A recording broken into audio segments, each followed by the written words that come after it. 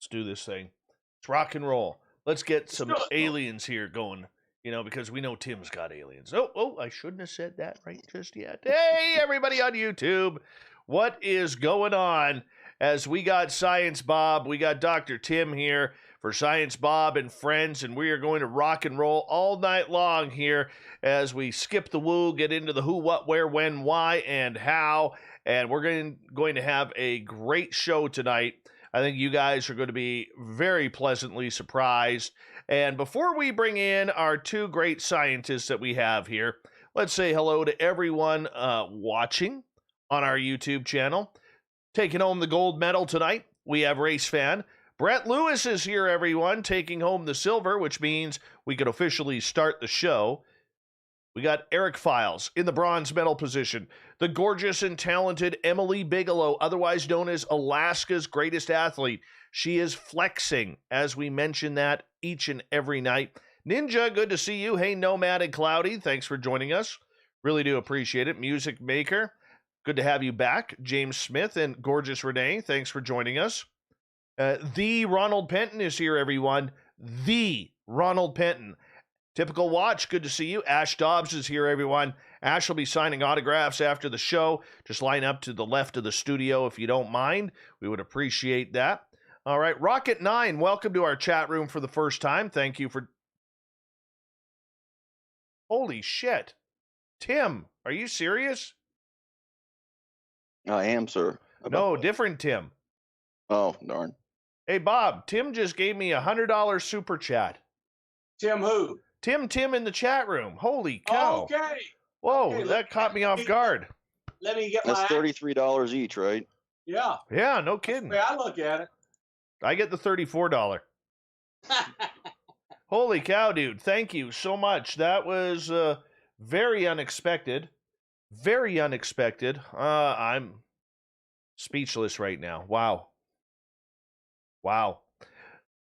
All right, I'll try and continue this now. Rocket9, welcome to our chat room. Bigfoot, Michigan Rob, good to see you. Jurassic Joey, thanks for joining us. The lovely and talented Laura Stevens is here. She's never signed autographs before, so she'll be signing autographs after the show. Line up to the right of the studio, on the right. UFO Nut, good to see you. And the gorgeous Kira, one of our talented wrenches, is here. Northern Illinois Sasquatch, good to see you. Ozzy, oi, oi, oi to you, man. Good to see you. Ken in Texas and Chris Reap, thank you for that super chat as well. That is awesome, guys. Absolutely awesome. Thank you so much. I love you guys. Steve Stockton from KPNL, good to see you. Ghost66 at Devon, thank you for joining us. Andrew, good to see you, man. Thanks for coming on in. Millennium, always a pleasure to have you here, brother. Gorgeous Jules and Ed Clater are here, everyone. You guys give everyone a wave if you don't mind. Mental Pancakes, good to see you. Dirt Road, always a pleasure to have you here. Nicola, how are you, man? Good to have you here. Uncle Dale and his Power Stash are here. If anybody wants to rub Uncle Dale's Power Stash for good luck, he is taking donations right now. The talented and lovely Helena is back. Hey, Troy, and boom to you, Bama. How are you? Project Blue Book, good to see you. Greg Moyes, thanks for coming on in. Sean, welcome to the chat room again. Tim, seriously, I can't... Wow, thank you again. Wow, that's just awesome. Michael Morris, good to see you. Thank you for joining us. Joshua and Michael Franks, welcome to the show. As we continue on here, scrolling on down, Nucker and Chill Farm, how are you?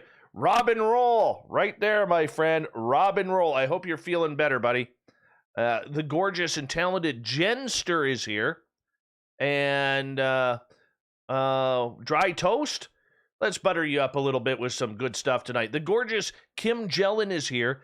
Major Lee, good to see you. Polar Eclipse, Joey Hayes. Science Bob is here in the chat room, everyone. Scott Taylor, good to see you. Hey, Raul, thanks for joining us. Murray F. and the lovely Bat Mom are here. Give us a wave.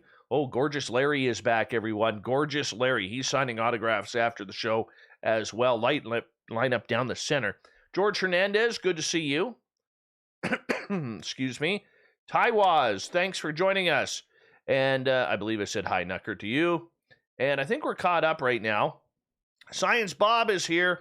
We're going to get going here in just a little bit. Great way to support the show is through the super chat, much like Tim and Chris. Thank you so much for that unbelievable start to the show.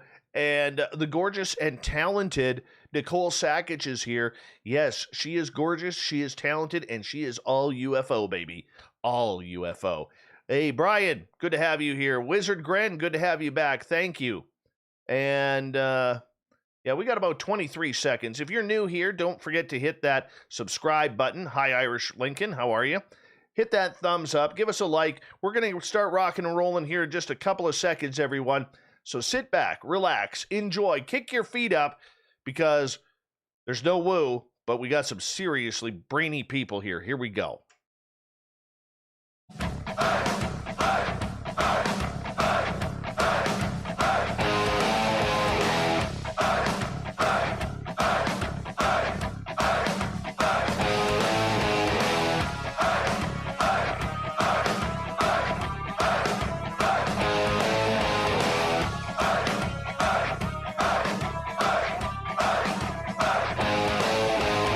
From the mountains of central British Columbia to you listening around the world, this, my friends, is Spaced Out Radio.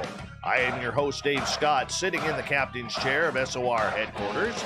We welcome you to tonight's show on our terrestrial affiliates around North America, digitally on TalkStream Live, Revolution Radio, at KPNL. All of our archives are free by going to youtube.com/Spaced Out Radio. Just do old Davey the favor, hit that subscribe button. You can follow us on Twitter at Spaced Out Radio and on Instagram at Spaced Out Radio Show. Our website is spacedoutradio.com, where we have a plethora of features for you, including rocking out to Bumblefoot and reading up on Captain Shirk's SOR Newswire. Tonight's show is brought to you by Chive Charities. Help make the world 10% happier by visiting Chive Charities today. You can find them on our website. Oh, we're in for a good one tonight, people. We're going UFOs all night long as we are here for that time of the month when Science Bob, our spaced out radio scientist, Dr. Bob McGwier, is in to discuss the scientific side of the supernatural and paranormal. Each month, Science Bob will bring in a guest with a scientific or research background to talk about the practical and scientific side to the high strangeness that surrounds us. Now, joining us tonight, Dr. Timothy Brigham from the SCU, otherwise known as the Scientific Coalition of UAP Studies. Dr. Brigham obtained his PhD in psychology from the University of Georgia and is also a former professor of psychology. Let's get into the aliens here momentarily. Then at the bottom of hour number 3, I will bring you the SOR Newswire, brought to you by Paranoia Magazine. Science Bob, before we kick things up and introduce Dr. Brigham to us, you got some aliens last night. Oh my goodness. So, things have been a little goofy around here. You and others know it. Nicole, you, Grant, others, they know that things have been a little weird. But it was not last night, it was 2 nights ago. But anyway, that was a weird night. So my security cameras start firing and tell me that I have motion in my front yard. So I click on the blink playback, and there are 3 orbs sitting in a triangle right over my front porch. And they're moving around, but they maintain this triangular relationship, not perfectly, but closely. And they hung around while I recorded them for an hour. And I went, well, shoot, they're not going away. This is not bugs. I'm going to go outside and see if I can talk to them. So I walked out to the carport, and as I rounded the corner to head to the front door, they took off straight up, and they were gone in less than a second. So it was not bugs.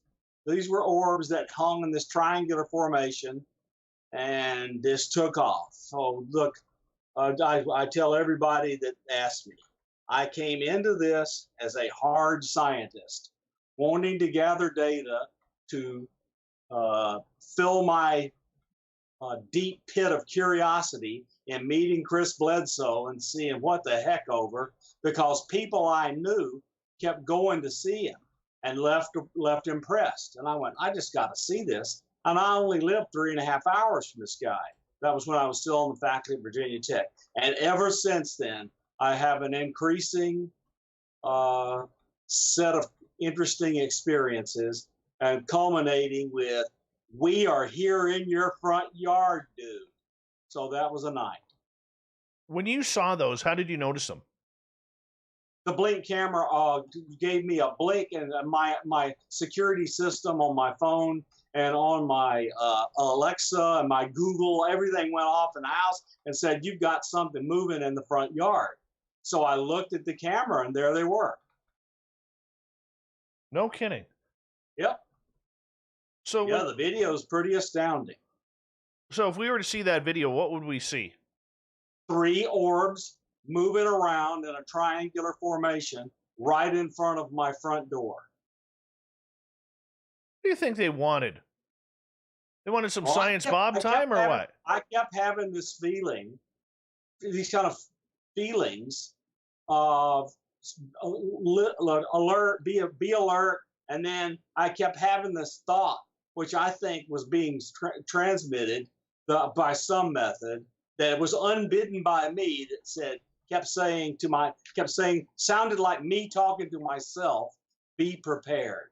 And I just don't have any idea what they mean. I wish they'd hang around and talk a while. Yeah, me too. Me too, my friend. Except it's always done in a blink of an eye, and that's what sucks. Yeah, it does. It bites. But I mean, look, I have 7 great videos from my camera. Unbelievable. Unbelievable. We'll get into that probably later when the audience will have some questions. But introduce our guest tonight, Dr. Bob. Okay, Dr. Timothy Brigham, with his PhD in cognitive and experimental psychology at the University of Georgia, has done some interesting research into the psychology and other things surrounding people who have experiences. So, Tim, tell us how you got interested in psychology and a little bit about your history and what led you to the University of Georgia and all the way through. I see you went to West Florida first, and you graduated magna cum laude. Congratulations! And then you finished up at Georgia. What led you to the path of psychology, and then what led you to the interest in paranormal? Sure. Well, thanks for having me on, guys. By the way, so I grew up in Pensacola, Gulf Breeze area of Florida in the late '80s and early '90s. If you're familiar with the wave of sightings that went on back then at that time period, the Ed Walters sightings primarily, and there were a lot of other people who had sightings as well. But you may be familiar with the Ed Walters sightings. But anyway, I grew up just living across the bay from him, so I could see his house from my house. And I remember, I think I was like 9 or something at the time, but Bud Hopkins had come to town and done a special on the local television public access station, and that started my fascination. I remember looking out my window, seeing the guy's house where aliens were supposedly visiting, and the photographs were taken, and that really kind of jump-started my interest in psychology. So I guess my interest in psychology was really more fueled by the UFOs than vice versa. And that was, 30 years ago, I guess now. So yeah, I started off just going to college in where I grew up in Pensacola, Florida, and eventually got into a graduate program at the University of Georgia, and there focused a little bit on a little bit of everything, really: neuroscience, cognitive modeling, kind of threat assessment, stuff like that. And went on, became a professor, and since then been a perennial adjunct off and on for many years in private industry, and kind of moving back towards education again now. So, and consistently maintain my interest in the UFO topic the whole time too. So you've done a lot of psychological and statistical work in industry.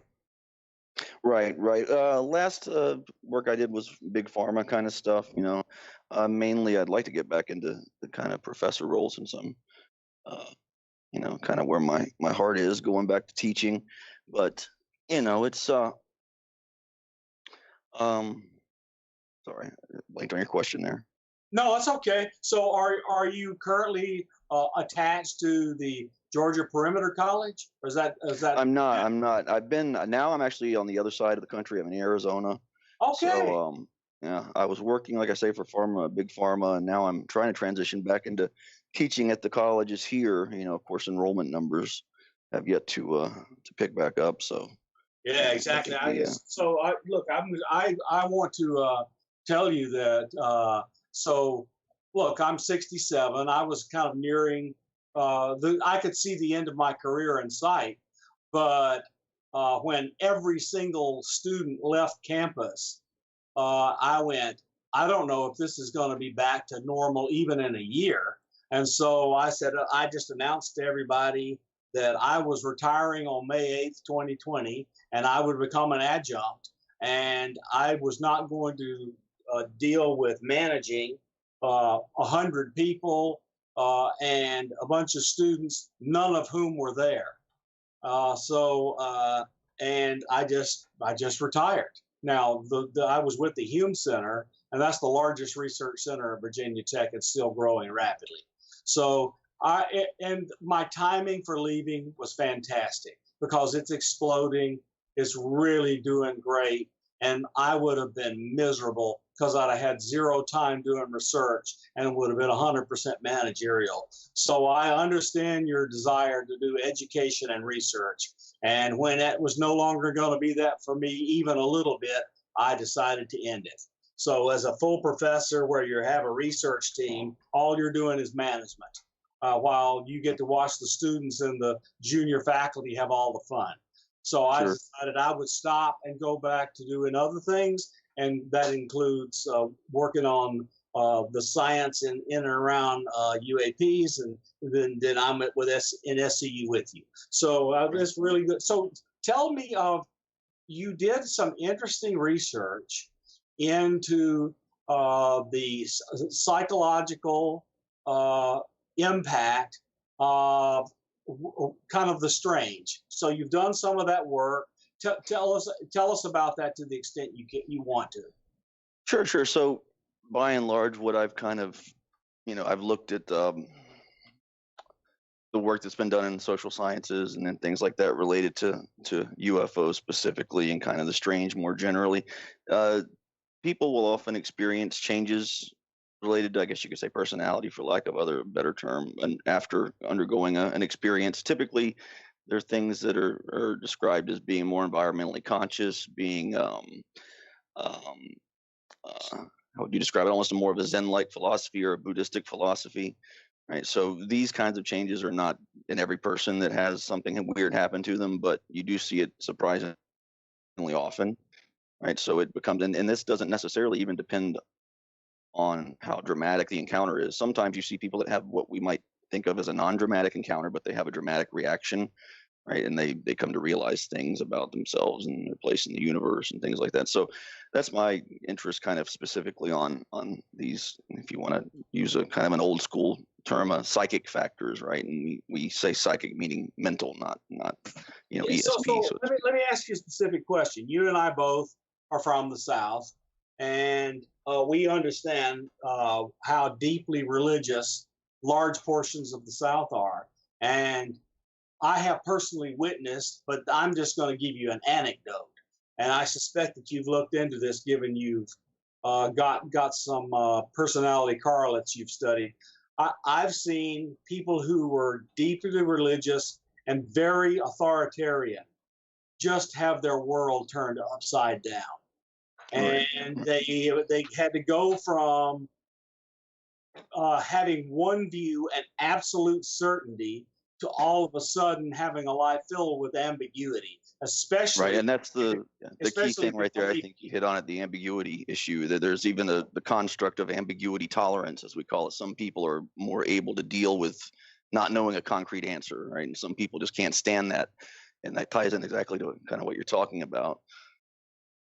So yeah, I just really feel for these very authoritarian, very religious, very, very focused on their religion, their entire lives dominated by their religion, suddenly faced with, I do not know what universe I'm in, and so they're just overwhelmed. Have you Have you done some statistical work that we can point to or look up, or are you aware of some that we should study to understand this? Most of the stuff that was done in this realm was done in the 80s by just a handful of people Berthold Schwartz and a few people like that. There's some good work, but there's not a lot of. There should have been more. I think there needs to be more kind of personality measures on a larger scale.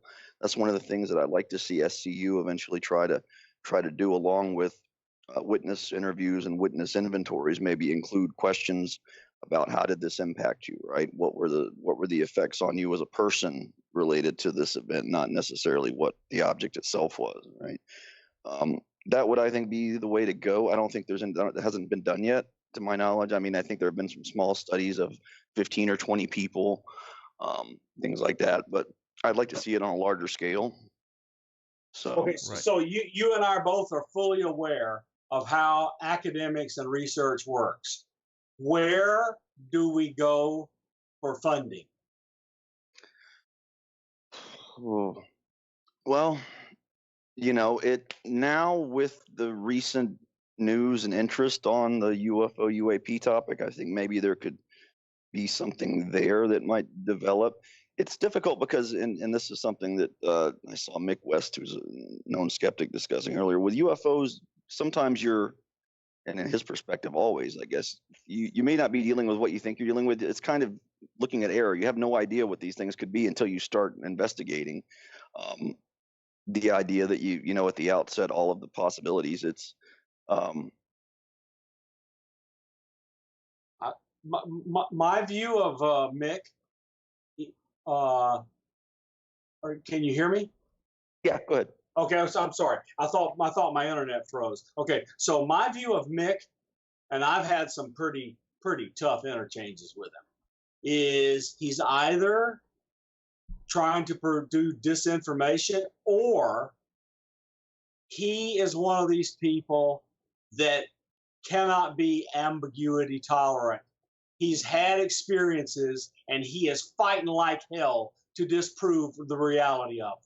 And so I first began because I would lay out a logical system for it. I could write down the predicate calculus, showing him the logic, showing that what he was saying fell apart in the face of logic, and he simply refused to even look at it. So I just gave up on it. I really got like, okay, look, you're useless. I'm not wasting another moment on you. And I discouraged everybody I knew who wanted to do this. Of course, a lot of people want him involved with their podcasts, etc., because he, of course, is controversial and it stirs up a big audience. I don't care about any of that. What I cared about was trying to show him that his collection of experiments or his collection of demonstrations disproved nothing, because they were not connected to the entire system of observations about the events he was doing. And now I'm completely convinced, when I was preparing for this exchange with you, that he is one of these people that has seen something or had an experience, and he is desperately trying to prove it wasn't real. You mean you're Right. not Yeah, used to the word bokeh yet? God, I can't even. Yeah, I know. He very specifically picks things that he wants to focus on disproving, without giving much, I think, to the larger context, to the larger story. I mean, Exactly. one video is not. That was exactly my point. When you want to disprove something, you have to knock the entire construct down, not say, I can show you an example of one piece of evidence, absent all others, that shows this can't be real. And of course, you cannot pull that one thing out of the entire context. You have to take it all. You have to explain all of the data. But Bob, that's what's happening in this field. And I kind of brought it up a couple of nights ago on this show, where it's almost like we have two types of ufology. There's ufology at the bottom, where everybody on social media goes to gather to try and find it. And then we have the ufology where nobody knows the names, but we have all of these scientists like Dr. Tim or Paul Kingsbury or other people who are part of the SCU, who are doing diligent scientific work on this. Yet it's right out of the public eye because the majority of the public is not paying attention to the real scientists that are doing the work. And they're not wanting to listen to that either, Bob and Tim. Yeah, And I think Mick does a great service though with, although I don't, his personality is a different issue, but his, the attempt to try to prosaically explain every piece of evidence, I think has to be the approach, right?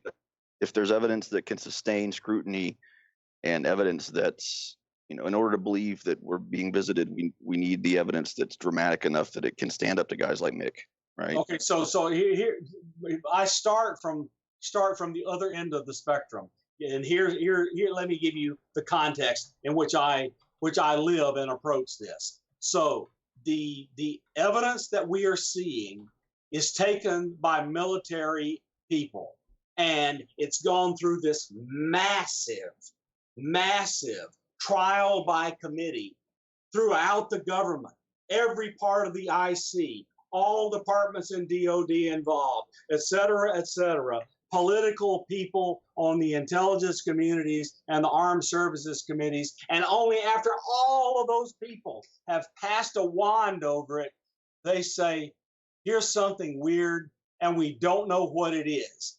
To me, if you cannot take the context of the people who are telling you and how they had to have arrived at, we don't know what it is and don't know how it works, you're just whistling Dixie, and it's a waste of time.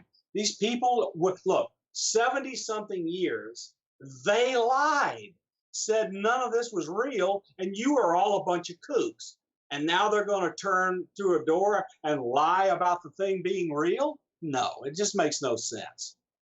But you have to understand the perspective and the scrutiny, though, whether it's from Mick West, who I don't personally agree with, because I think he's being naive for the sake of having an argumentative voice rather than actually trying to listen to the facts. And there's others out there like that. But for so long, Bob, the public has been told by these old school researchers, don't trust the government, don't trust the government scientists, don't trust. And that's how we got to this point. Well, their opinions were correct, because now we know that they shouldn't have been trusted. And I'm telling you that. So just one collection of incidents around the USS Teddy Roosevelt in 2014, we know from witnesses based on public statements, like the Navy lieutenant who flew an airplane next to the cube inside of a spherical energy field or whatever it was. And we know that they saw hundreds of them a day for months. Very true. Tim? Does anyone know what they are? No. Do you think anyone knows what they are? I don't are? think they know, or they wouldn't say they're unknown. Well, that is the fun part. I'm of the opinion they know less than we think. They may have more information, but I don't think in terms of government, I don't think they have answers. I think they probably just have more information. So I still don't think we know what the Space Force is really about, because there was a Space Force inside the Air Force, and it's pulled out of that and made independent. And I think it's possibly because tens of thousands of spacecraft are about to go into orbit, along with other things that they're going to be tremendous sensors for. And, the people have been forbidden, if they fly on a U.S. government vehicle, to mention UFOs if they see them in orbit. All right, gentlemen, I'm going to get you to hold on right there, because that was a fast half hour, and we are going to go to break here at the bottom of the hour. Science Bob and Friends with Dr. Bob McGwier and Dr. Tim Brigham continues here on Spaced Out Radio right after this. More UFO talk, alien talk, disclosure talk, and whatever else we could talk about. That's what we're going for tonight. Stay tuned. Now we're having fun.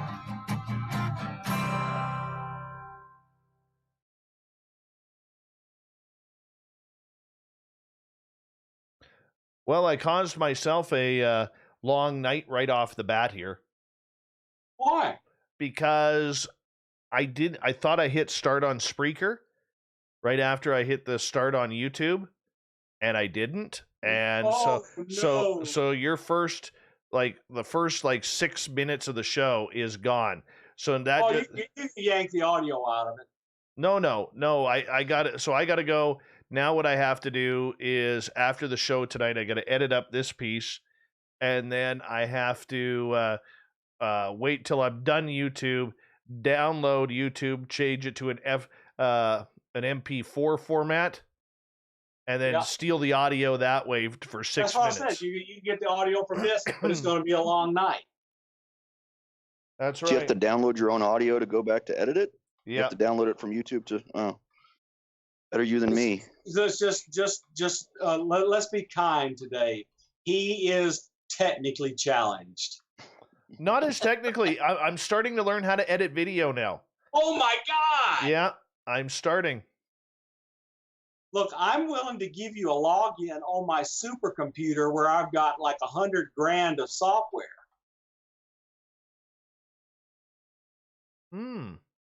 Yeah.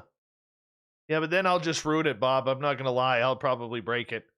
No, I'm going to put you in a virtual machine where you can't get at it. He's going to put you in a simulation. Remember me? I'm the guy that worked at NSA for 20 years. Oh, I know. Yes, my favorite conversation, Tim, ever with Bob was about a month and a quarter after I met him in San Francisco. And literally we talked almost every day. And he calls me up one day with his real serious voice. And he goes, "You and I need to have a talk," in that southern drawl. And I'm like, oh God, I screwed up at some point on the show. And he goes, "You know who my friends are?" He goes, "Well, my friends check my cell phone records and wondering why I keep calling a foreign national in Canada. So if you want to remain friends, we literally are. I'm going to need your name, your phone number, and your address and your birthday right now." And I'm like, and I'm giving them to the MIB. Yeah. So I'm like, is there going to be a file on me in the Pentagon? And he's like, probably. Oh, yeah. And I'm like, yes, let's do it. Let's do it. I want to be flagged going across the border now. Oh, yes. Made me feel big for just like that brief moment. My kids will say on my deathbed, "What did your father accomplish in life?" He's got a one-page dossier in the Pentagon. You can't cross the border. Can't cross the border because he's got aliens.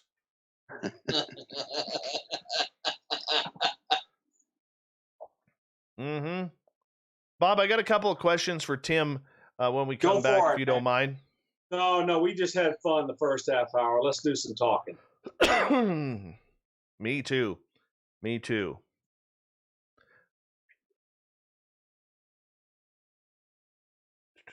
All right, gentlemen, we got about 2.5 minutes.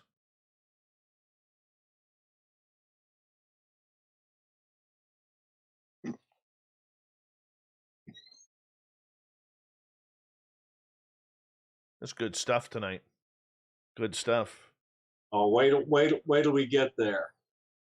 We're going to throw a little controversy in, too. What's your cat's name there, Dr. Tim? Oh, this is Yuki. Girl. Good-looking kitty. You might hear her screaming later. Oh, I have that's to okay. keep letting her and the dog, both of them, go in and out all night.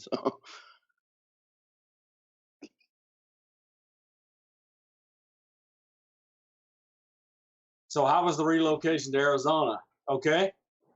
Yeah, it's just great out here. Yeah, I love it out here. So it's been out here about 3 years now. Yeah, I did quite a bit of work in Tucson, on and off for decades. Okay.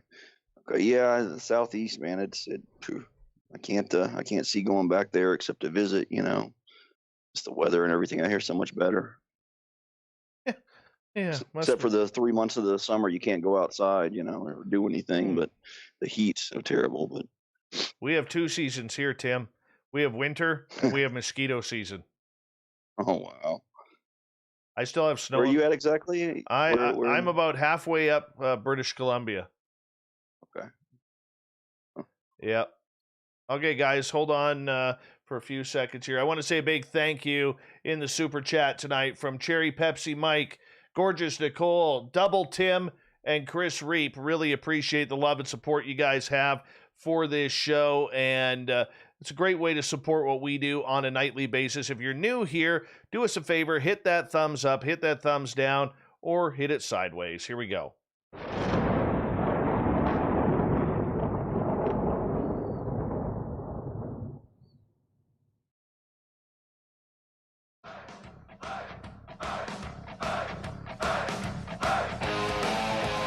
Second half hour of Spaced Out Radio is now underway. Thank you so much for tuning us in. My name is Dave Scott.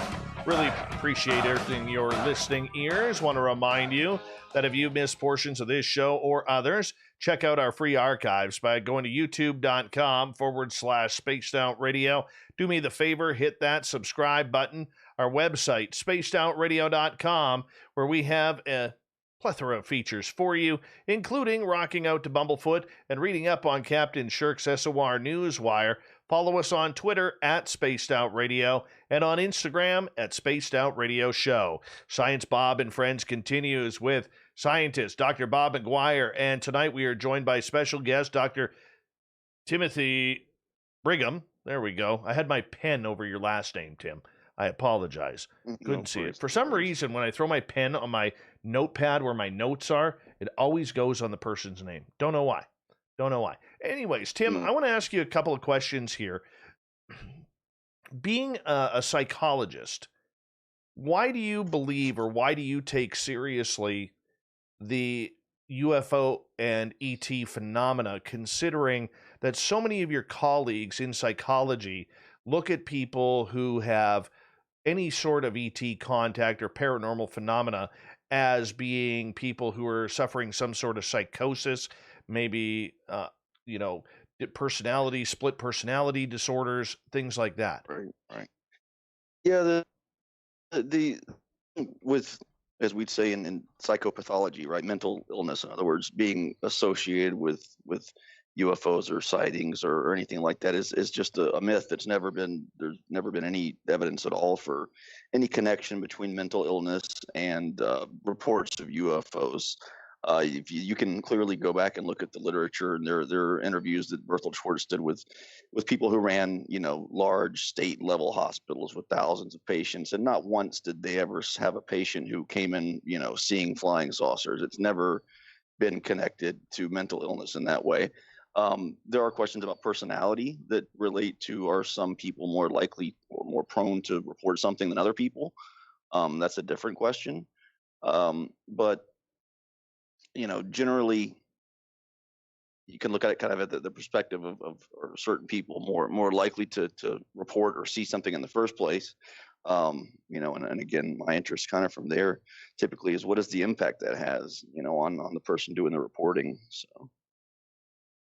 Okay, but when it comes to the ET abduction side, and I'm very familiar with this from my own experiences that I've had, and a lot of our listeners have had that too. And I want to ask this before we get back to Bob. When you look at an ET contactee or you study this, there's a lot of people, even in the SCU, who originally didn't believe that this phenomena was actually going on. I remember talking to Paul Kingsbury about this, before he got his grant a number of years ago to study why people believe and go out and study the paranormal phenomena. And it was an incredible thesis that he wrote on it. But for the regular person out there who's experiencing it, they may not know that there are people like you and the SCU who are out there and want to hear these stories and want to hear some professional opinion on what's going on. Right, sure. And the aspect of psychology that I try to bring, again, is not a negative focus on it in terms of being a mental illness kind of thing. That's not really, and that probably goes back even to the 1950s with the Robertson panel. I think that was the first time I saw mention of this idea that we should tie UFO reports to mental illness because that would help make it go away. But there's never been any evidence that that's in any way related from what I can see. So. really, it's an existential question to figure out, are we being visited by either extraterrestrials or some other form of intelligence? And if not, then what are we doing, and why are we having these experiences? And there's no simple explanation. Just saying that people that report those things are just off their rocker just doesn't suffice. It doesn't take care of it. Then again, having said that, though, I am skeptical also of the extraterrestrial explanation. I don't know what that leaves, but um, there seem to be, a lot of elements. Um, I don't know if you guys would agree with this, that some elements of what might be considered paranormal, poltergeist effects, things like that, sometimes come into play with UFO experience. So, how do you fit those together? Well, it's Right? not just I can't speak for Dave, but I just want to say that I am a longtime reader of, follower of, and admirer of Jacques Vallée and John Keel and Gray Barker and George Ford. So I think they have a finger on this stuff is weird, and it's not a bunch of aliens from Alpha Centauri necessarily. So Right. I don't have one thing against that. Anybody who's read Vallée, and a lot of people believe he is the ultimate science person involved in UFOs these days. He believes it's something weird, that it's not just aliens. Dave, you Of got course, anything nailing else? down how you test something regarding that is where the difficulty comes in, Exactly. right? Exactly. So Dave, I have a question I want to pursue. So I noticed that you are involved in attempts to quantify slash qualify quantitatively assess belief in these things in terms of, why don't you tell our audience what the paranormal belief scale is and how it's done, how you instrument or assess a person on this paranormal belief scale. So first, what is it? How does it work? Right. So yeah, and here we come to kind of a dichotomy. This is where there's the distinction between belief in something as paranormal versus the experience of that thing. And in psychology and in science, it's kind of safe to look at the belief aspect of it, because we can therefore say, well, you believe it, it doesn't mean it's true, right? So the TBS, and I'm kind of recalling here, was a questionnaire that just assessed likelihood to believe in superstitions and paranormal things, right? Which, if I recall, I think it was by Tobiachek, if I remember. Long story short, it's one of the longer existent surveys in paranormal and in regards to psychology. But again, it assesses belief in things like ESP, belief in extraterrestrials, not so much sightings or experiences with those things, right? But I think those kind of measures would be what we could apply, as a form, kind of a standardized uh, assessment measure that we could deliver to people who are willing to report back. Okay, so there's going to be a huge difference in someone believing in something that they have zero experience in, and someone certain of something because they have a lot of Sure. experience. So Yeah. yes, Tobacic from 1983. Okay. Gotcha. And Yeah. there are some problems with that scale from what I haven't seen it in years, but the question clusters are kind of weird. Some of they put questions on there that didn't seem to necessarily fit with the overall theme, in my opinion. But it is, again, one of the longer or the more well researched scales, and that's what I'd like to see us kind of maybe eventually do. Maybe get some questions from those kinds of inventories, and see what we could look at in terms of human psychology related to people that report on a larger scale, right? Right. Because So if you do think about what Valet said, the impact of these sightings or these events on people could really be the big point of all this, right? If you think about it as a thermostatic, mechanism, as he talks about it, right? That these things cause changes and shifts in our society and our personal lives and our psyches. That maybe it's something like that. Of course, he's the thermostatic idea is intriguing, but how do you really test that kind of feedback loop, right? I don't know, but certainly interesting. blind polls showed that in the United States and in Canada both, belief in UFOs, no matter what one ultimately thinks they are, was large before 2016, 17, and all the revelations. And I think the basic difference is that there's been a tick up in belief, but what's really changed is people are talking about it openly.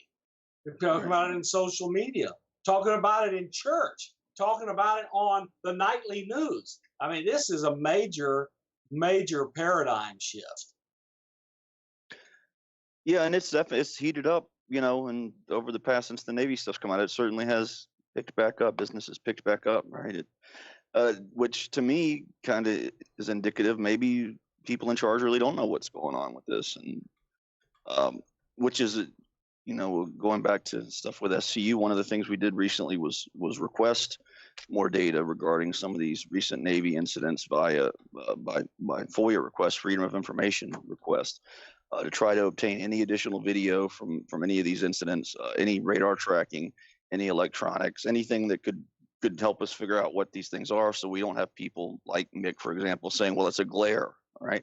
Well, if there's an additional 20 seconds of video, we don't have to argue about whether the thing's a glare or not. We might be able to see what it, see it in finer detail or whatever, but having the data be publicly accessible so we could look at it better, look at it more thoroughly is obviously what we're hoping to do. And as of yet, we haven't heard back. But okay, so let me tell you what I know from personal interaction with members of the crew on one or more ships that were involved in the incident. Right.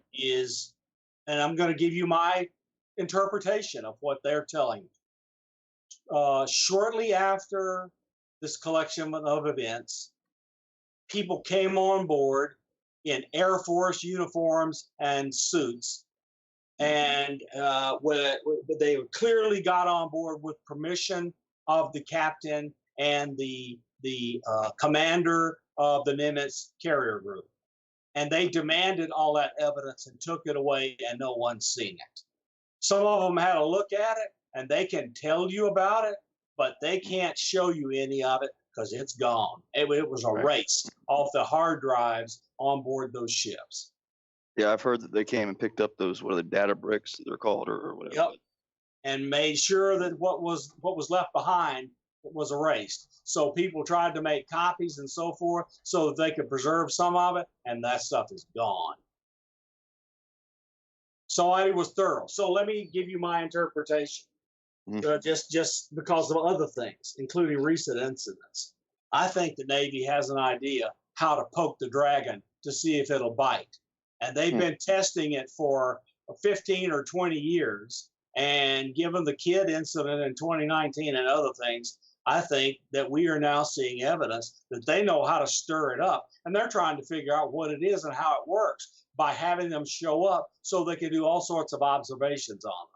Kind of nothing else makes sense. It's kind of like because the people that came on board were prepared to come on board at a moment's notice. You can't arrange that kind of thing, especially across branches of the service, overnight. This was arranged ahead of time. Well, I mean, Bob, that also gets to the point too that this is almost playing out like Close Encounters of the Third Kind, the movie, right now, except they're playing it in the ocean rather than at Devil's Tower, which is a stump.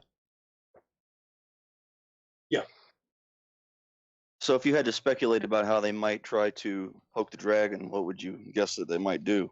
Probably some type of irritating emission or a whale sound or something. They have some way of emitting something that says, we're here, come take a look. And they're getting a response. Interesting. And so with the USS Kidd and the two other two other ships of similar class, the reports are these things which were unknowns flew in right over the vessel, and the commander of that group ordered no action be taken. even though their vessels and their personnel were in danger. That is an order from above. No captain risks his vessel and risk his or her vessel and the people on board unless they're ordered to. So I believe this was poking the bear. I said, there you go. That's just one person's belief, and I hold it strong. Well, going to what I hope happens here with some of this attention is that people like Kevin and Robert with SCU that do the real analyses of the hardcore analyses of the videos and such. If we can get more, if there's more video and they want it figured out, why don't you release the video? I mean, as we said in the FOIA request, the direct statement from the video they confirmed said that nothing sensitive is revealed about measures, nothing about methods. If there's an additional 15 seconds of video, why wouldn't, if there's radar data, why would you not release it if you really want to know what this is? Okay, so I can tell you the radar data, should they release it, reveals intimate, critical details about the capabilities of the system, and they're never going to do it. Right.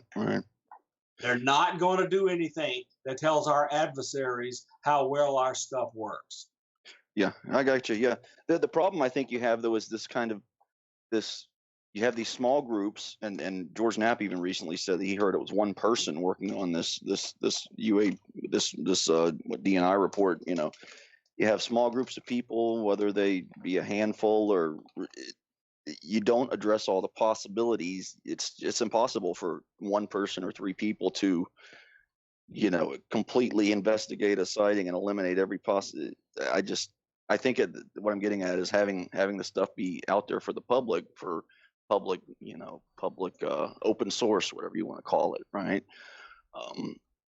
I think that's the next step, really. If they don't know what it is, and let us figure out what it is to the best of our ability. I would love for them to do that. I don't think permission will be given. So look, we'll know when this report comes out. But according to RUMINT, that's rumor intelligence, RUMINT, the person who now runs that office is 2 ranks lower than the person before them, and they weren't given any of the black security clearances they would need to see stuff. And it's like, let's see how little we can do and get away with telling the Senate how little we can. I mean, that's just what it feels like to me, is they're going to issue a report and it'll have nothing new in it, except we see these things. Yeah. Well, who wants to catch that football? Nobody wants to be the person that says, what was it back in the 40s when they came out with they tried to come out with the assessment of flying saucers were actually ET craft visiting Earth, and they canned that because it just it wasn't going to go over well.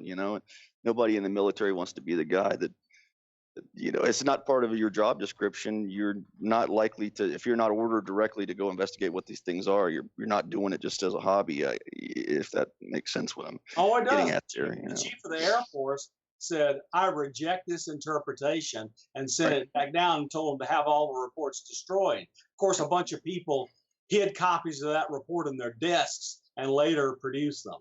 But you're correct. They wanted to bury it, and they did. They successfully buried it for 30, 40 years with the Condon report,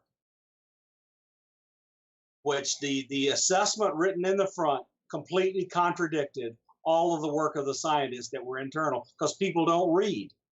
Right. Yeah, Condon was only interested in his summary. He was not interested in what the rest of the text had to say. Yeah, the actual descriptions of what happened. He didn't. Yeah, he never interacted with the data. It was just ridiculous. So I have an interest in whether or not there are now many new data science capabilities with inexpensive hardware to run this data science, on which we could do some very interesting statistical analysis that could do a major improvement on this paranormal belief scale that's based on data. Yeah. That's definitely something I think the next step in my perspective is kind of gathering these larger scale measures of just like you're talking about, or creating a better one, however you want to look at it. Okay, so do you think a place to start is reaching out to communities where people of this belief in this stuff gather in order to start building the database, or does it truly need to be a random sample? Yeah, that's a good question. It takes some time to think on that. Now, you would want to have a control, quote unquote, sample, I would expect, along with people who have experienced, right? So I would say you would want to target, because the people well, let's put it this way. Yeah, you'd want to target both people who have reported experiences, and then as a contrast, people who may not have or have not. That would be my first, thought on it, at least. But my take, and I've kind of thought a little bit about this, would be to go back and look at some scales like this TBS and other scales that might have good questions that have been validated, but the whole scale itself might not be that useful. Maybe take some of the clusters and get some of the more important questions and attach those to inventories that would be sent out to witnesses, something like that. So. Well, that would be terrific. Maybe we could. And it would, of course, be objective, standardized stuff that could be, computerized digitally. And we're not talking about Rorschach blots. It would be literal questions on a Likert scale, as you know, that would be easily. Oh, we got stats could. Yeah, we got it captured in data that we can manipulate on a computer. Right. Exactly. Okay, that's really interesting. Dave, you got anything? Yeah, I got a lot of questions for you in regards to, the whole movement towards disclosures. We got about 2 minutes to go here. Do you believe that psychologically, or have you looked into, Tim, psychologically, how this will affect the mass population of this planet, where still half of the 7.8 billion people on this world, choose to believe in a religious deity that really believes that anything that comes from the sky is of demon descent or demonic descent. We have a bunch of people who don't believe, who are known to panic. You look at the way society has handled the COVID pandemic. We haven't handled it very well, especially at the beginning when we were hoarding toilet paper and anything that came to mind. Are we really ready for any sort of disclosure?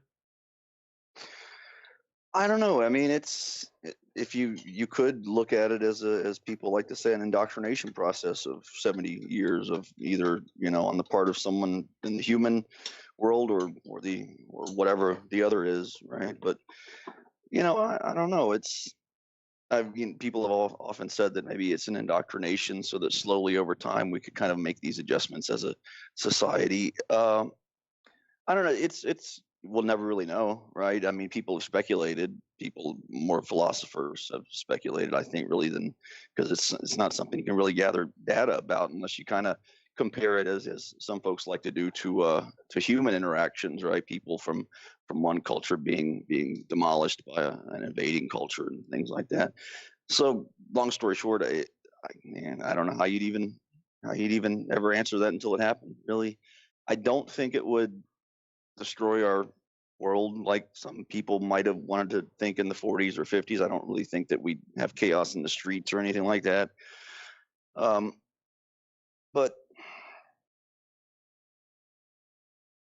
it's tough to say, right? I mean, I think it would be different now very much so than it would have 50 years ago. If whether you believe in indoctrination or not, the reaction, I think, just because of how culture has changed, would be completely different than it might have in 1950, for example. Well, it's something that we could potentially see in the next little bit here as we move closer and closer to this continuing to be mainstream news. Is it disclosure? Is it confirmation? We don't know. Science Bob and Friends will continue after the break coming up here at the top of the hour. Dr. Bob McGwier is with us as he joins us once a month, not to talk about the woo, but the who, the what, the where, the when, the why, and most importantly, the how. Our special guest tonight is psychologist Dr. Timothy Brigham. He is with the SCU, Scientific Coalition of UAP Studies. We will be back with more Science Bob and Friends on Spaced Out Radio right after this.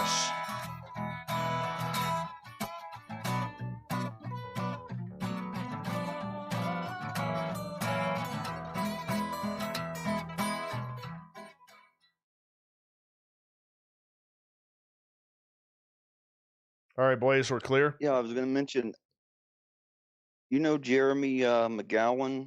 Yeah. Yeah. Okay. Just remember, we are live on YouTube. Gotcha. Yeah, he's using the Sky Hub, I think, with his Osiris setup. Yes, he is. Okay, that'll be cool. Yeah, I was surprised that there's actually footage already from them operating. I didn't think it was already, running like that. So the first time we put a neural network on an NVIDIA Jetson and hooked the fisheye camera, which, boy, that took a little while to convince people we wanted to start with the fisheye. But anyway, we did. Put it on top of a building in downtown Houston. The first night, we got 2 UFOs doing non-ballistic motion. Oh. The first night. Yeah, pretty neat. And this weird thing that fell out of the sky in Alaska in the last few days, that is just wild. Yeah, that was that was weird. And there's 2 things too. There's like something that looks like a bag or something, and there's something in the background. So I don't even know which is what. But if you look at the very end, something else shows up. There's these 2 objects which are fumbling around while they're falling. But the interesting thing to me is nearer to the end, there are this object which is under control and maneuvering, comes in from the right of the screen. Yeah, that's the most interesting thing in that whole film to me. Right. Yeah, that's where it's at. Yeah. But yeah, I mean, it'd be interesting if we can get better and better images using that. Do you think there's a point at which you get a structured craft to ever show up on an image like that? Yeah, because look, we're putting a 60 millimeter Maksutov Cassegrain telescope in there, so the fisheye will see stuff, and it'll tell us where to point the telescope, and it will have quite a bit of magnification, and we'll be able to track it and stabilize images. So machine learning is now capable of upping the resolution of an image that it didn't have when it arrived and stabilizing it to the point where all the jitter is removed. Mm-hmm. Even with handheld videos, you can mostly remove jitter. Now, does it automatically check against flight paths and stuff, or do you have to manually go? So that was one of the first decisions that I made when talking to Steve, and we agreed that we should do it, and the following things are not in there but will be. We are listening to ADSB and UAT to track airplanes as they go over. If they're emitting, then we will say that is not something you're interested in because it is emitting a beacon. That's number 1. And number 2, before dawn and after dusk, we will try to eliminate anything that is a satellite reflecting sunlight that's no longer illuminating us, but is still illuminating the spacecraft. So all of those Starlink spacecraft won't be in our database.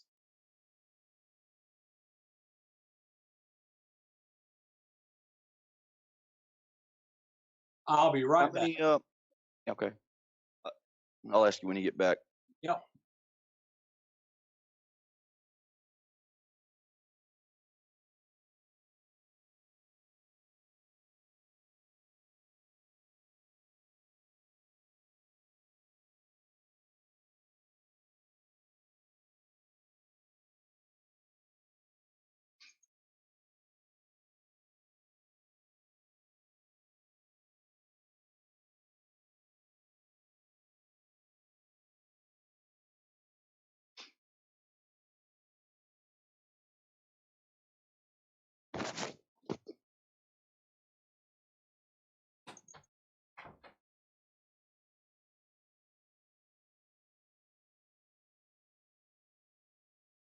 All right, boys, we got 2 minutes.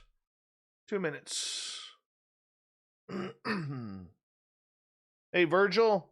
Hey, Ben from UFO Garage. How you doing? Gary the Dutchman. How are you? Tosca Hawkins, welcome to our chat room. This may be your first time here. How you doing? Welcome.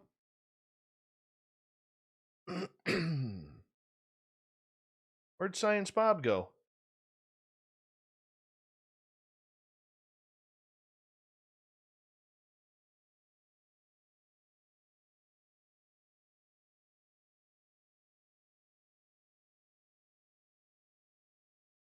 Well, Bob lose power? Maybe the aliens got him.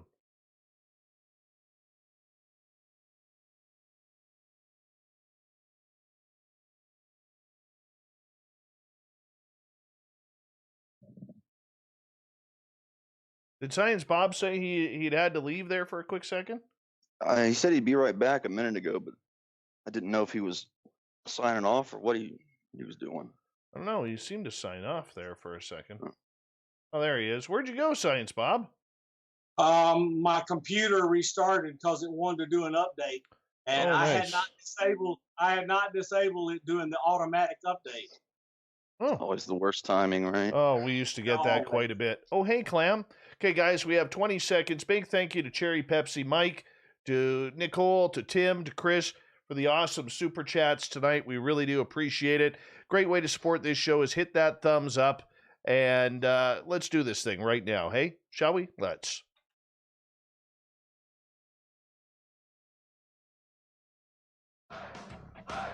You're listening to Spaced Out Radio with Dave Scott. Follow Dave on Twitter at Spaced Out Radio and on Facebook, Spaced Out Radio Show.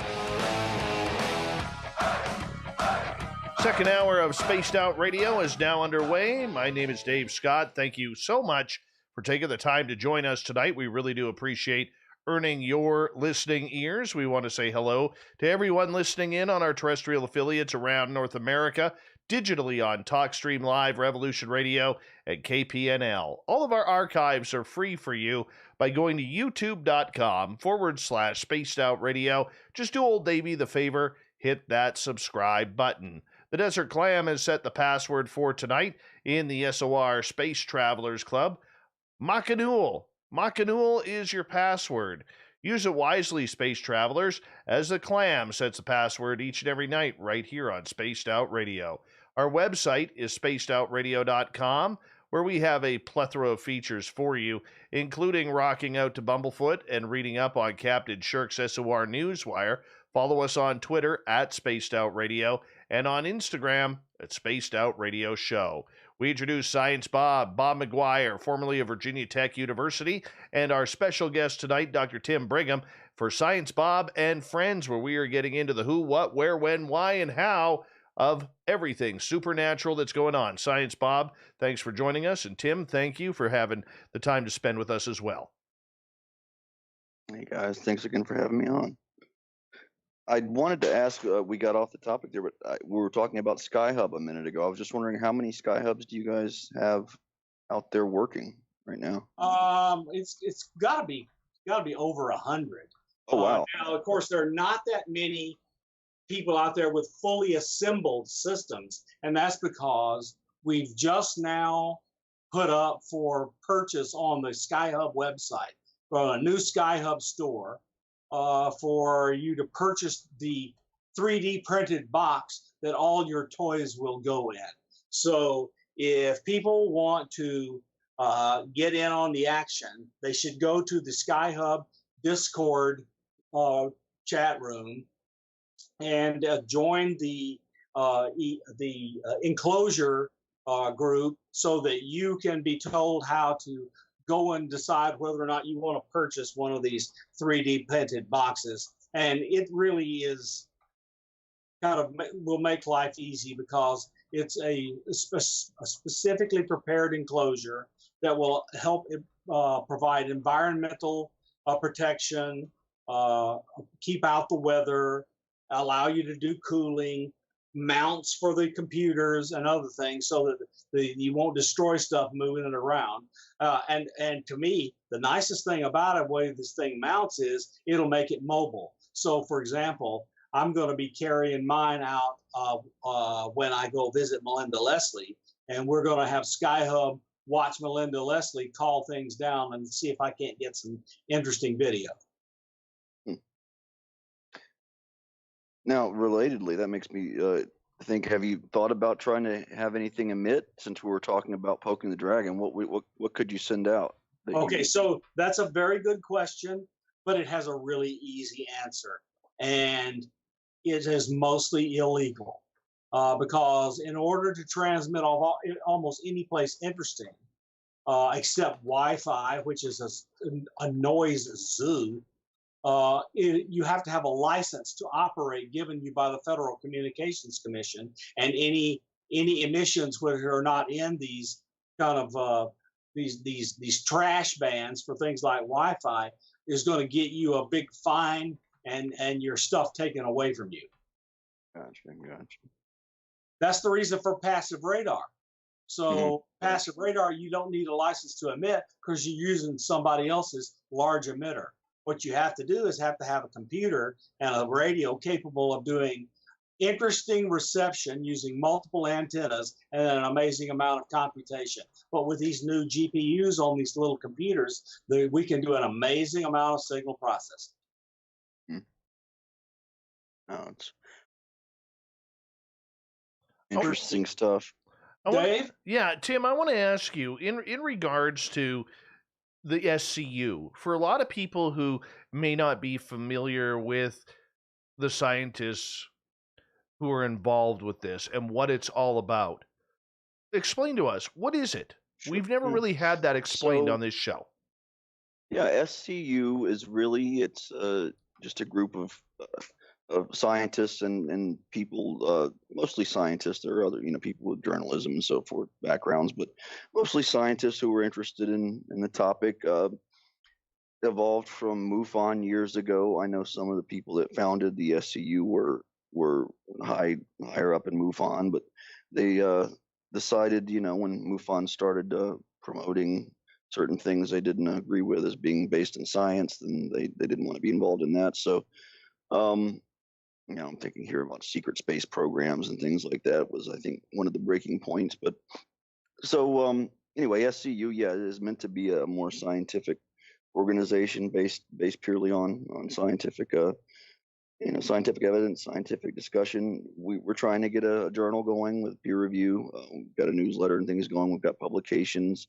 So nobody has to hold any specific position, by the way. I'm probably pretty far on the skeptical side myself, but I do think it's something that it's a question that, what's going on is a question we should answer, whether the answer turns out, whatever the answer turns out to be. And having the data available and for people to argue about and look at is important. Before I forget, I'll mention we are having this online this year, but there's going to be an SCU conference coming up in, I think, May. You can check out the SCU website. It's Explore SCU, and Dr. Hal Putoff is going to be giving the keynote, and there's going to be some good talks, evidence-based stuff. So anybody interested, I think there's a limit on how many people can register, but if it's something you're interested in, the details of that level of analysis, which hey, you're welcome to come check it out and see what you think. So Awesome. So many in this field believe that mainstream science and scientists have zero interest in this topic because that's the way we've always felt, and it's become almost cliche of sorts, Tim. So the SCU proves quite differently that this is actually going on, that there are accredited scientists that are looking very much into this field and the ramifications of it. What goes on in those meetings, and how do we get the mainstream public or those who believe in UFOs but may not know about the SCU to become a little bit more familiarized with it? Right. Well, we do try to network with other scientists. Just word of mouth, right? People that are in, and there are a lot of scientists who are interested, but as Bob said, where's the funding, right? Being interested in something doesn't mean that you can devote your entire lab facility to it and all of your undergraduates and your graduates and everything else, right? I mean, someone has to pay for that. And I think this comes back to where, if we're going to really kind of try to address this topic or this question of UFOs or this problem, however you want to phrase it, there does have to be some kind of funding there. There has to be some kind of support for for labs, academic labs. I'll give you an example of when I was in grad school. I worked in a lab that was devoted to fighter pilot testing. How they make judgments and decisions about identifying other things in the sky under certain orders versus other orders, all that kind of stuff. And that's the kind of thing I would expect, would be valuable now. Someone that had a lab like that I'm thinking specifically about these Navy encounters, right? I mean, how accurately can you identify an object at that distance? I don't know the answer to that because it's an empirical question, right? Even eventually, I could see if it gets into sensitive topics, which we'd have to probably get permission to address. But if Commander Fravor, for example, was interested in participating in stimulus kind of response testing about, again, questions like under a simulation, how accurately can you identify a tic-tac 40-foot object at whatever distance, right? I'm pretty sure that bringing in a fighter pilot, would require some permissions from somebody somewhere to do that. But those are the kind of questions I think that would be, if there's a desire, there a motivation there, then that's the kind of the angle that we should take. Right? I'm going to tell you what I think. This is just good old Bob's old opinion. I think if you brought in a bunch of gamers, and because they've been known to outperform pilots in terms of reaction time and other things, that you'd get a very good sense of how well they might be able to do if they had the right experience and training, and you could do that with no one's permission. Right. Okay. Yeah. And this is something that we kind of, to go back to your question about how things work. There are a lot of formal things with SCU, but also we have kind of a lot of working groups that just discuss the topics. So that is actually something that some of us in the social science kind of side of things have talked about, trying to get almost a video game modeling, like a flight simulator model, where you could have a 40-foot tic-tac presented and you could have a pilot flying an F-18 or whatever in a simulation and, ask questions about at what distance can you accurately describe that object, things like that. And as you say, it could be, not necessarily with people that are pilots, but it could be, cross section of people, gamers, anything else. Yeah, I'm sure the gamers would just kill it. I mean, look. I mean, the Air Force already knows this because they recruit them to sit in those boxes out in Las Vegas, Nevada, and fly drones around the world. Yeah. I mean, it's just, I think the answer is no, but we want to make sure we get gamers that don't have military experience so we don't have to get permission. Right. Tim, in regards to the SCU and what you're accomplishing with that, what is the main goal behind this group? Is it the propulsion? Is it the craft? Is it whether or not we've actually had ET contact like people claim? I'm still a little unsure. Yeah, it's the question. The mission statement is kind of general, that in the sense that we want to scientifically analyze evidence of UAP or UFO. I think there's a pretty good cross section of belief if you want to, look at opinions on things from one member to another. Like I said, I'm pretty skeptical, but even people that within SCU who feel otherwise, I certainly respect their approach to getting to that perspective, if that makes sense. So I don't know if that answers your question, right? But the goal is to get more data to be available and have a discussion forum, including peer-reviewed journal, for example, in which people can come together and kind of evaluate these claims and these evidences. I want to add to Tim's assessment of that in the sense that I've been a scientist my whole life. And then I just decided to get formal training and I got a PhD. So, and I've lived my life in academic and non-academic circles, but in academic circles, I can tell you, there is two words that go together and you dare not cross it. And that's academic freedom. So you don't tell people what to do. Now, you can collectively present a request for people to work on things, but scientific coalitions are made up of individuals that choose to work together or not to work together. And they all choose the research topic they care about. SCU will fail if it tries to order people to do things. That will never work. And so they're not even going to try it. So the people who choose to come in will bring their interests with them, and they can propose research projects that SCU will officially endorse or tell us to come back later when you have more. And that's their policy. Is in order for you to move from affiliate to full member, you have to present a project that they approve of, carry it out, and once done and deliver a report, you're a full member. And there are people with different interests in terms of whether it be propulsion or whether it be video analysis, and mine again being more of the psychological or sociological or whatever. So there's put it this way, I think one of the things that UFO research has failed at in its history is getting split over issues that they don't need to be split over. For example, the paranormal issue, whether UFOs are paranormal or they're nuts and bolts, and you argue about it, and then then APRO falls apart or MUFON falls apart or whatever. I don't think those are necessarily discussion or arguments that are beneficial to have necessarily. And as long as each of us kind of does our best to approach things scientifically and rationally and keep some little bit of restraint on it, again, it's personal interest, right? What motivates each of us to ask the questions we ask, right? Indeed. I have a question coming from the audience, boss, from Uncle Dale in his power stash. And he is asking, have we been able to monitor neural function of anyone while they are having a UFO experience? I am very interested in what causes the experience, physical manifestation, or something happening within the brain.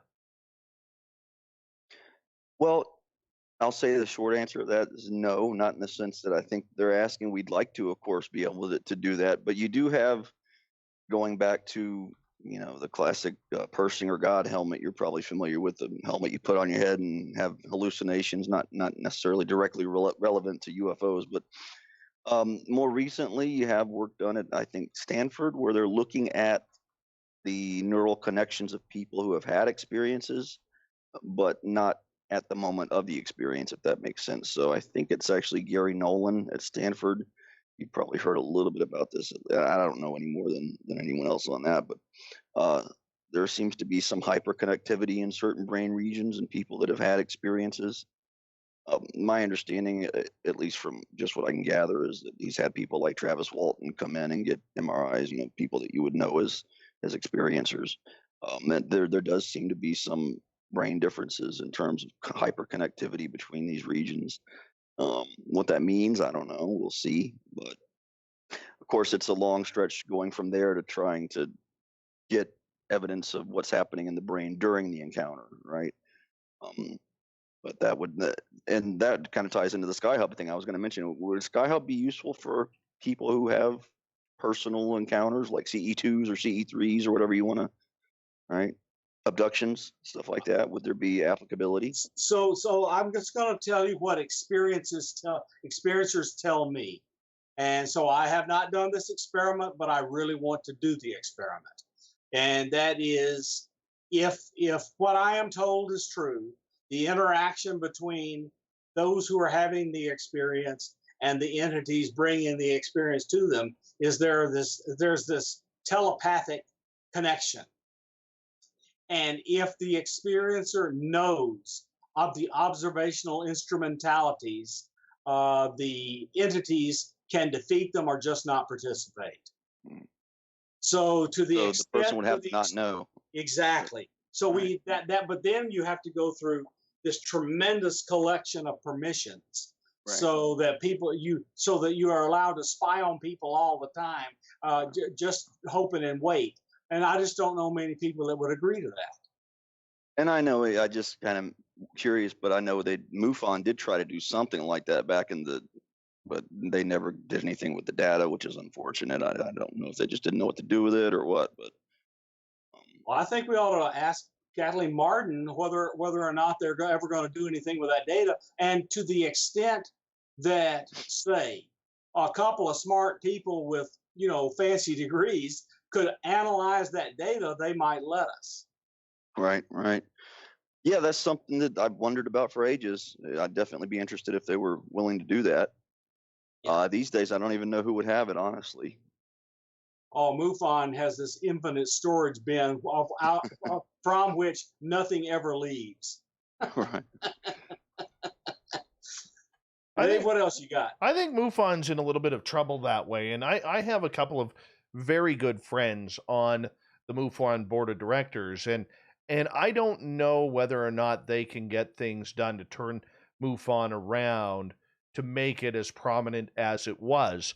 I think they had dropped, and this on a personal level, I think they dropped the ball before the TTSA came aboard, and when TTSA came around, they really didn't respond to anything public. There were no press releases.